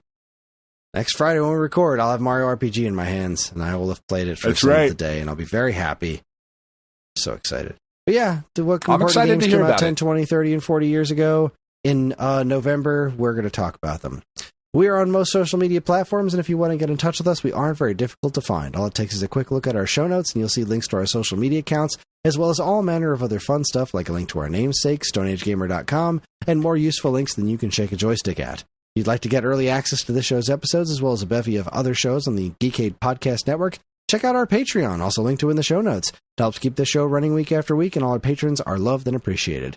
This show's theme song, Squared Roots, was written by Banjo Guy Ollie. You can learn all about his wonderful music and more by following the link to his YouTube channel, also in the show notes. And finally, as always, we'd like to thank our intrepid editor, Evan, for making the show listenable for all you folks. We'd like to thank all you folks for listening in the first place. That is it, everybody. On behalf of Dan and myself, keep playing games.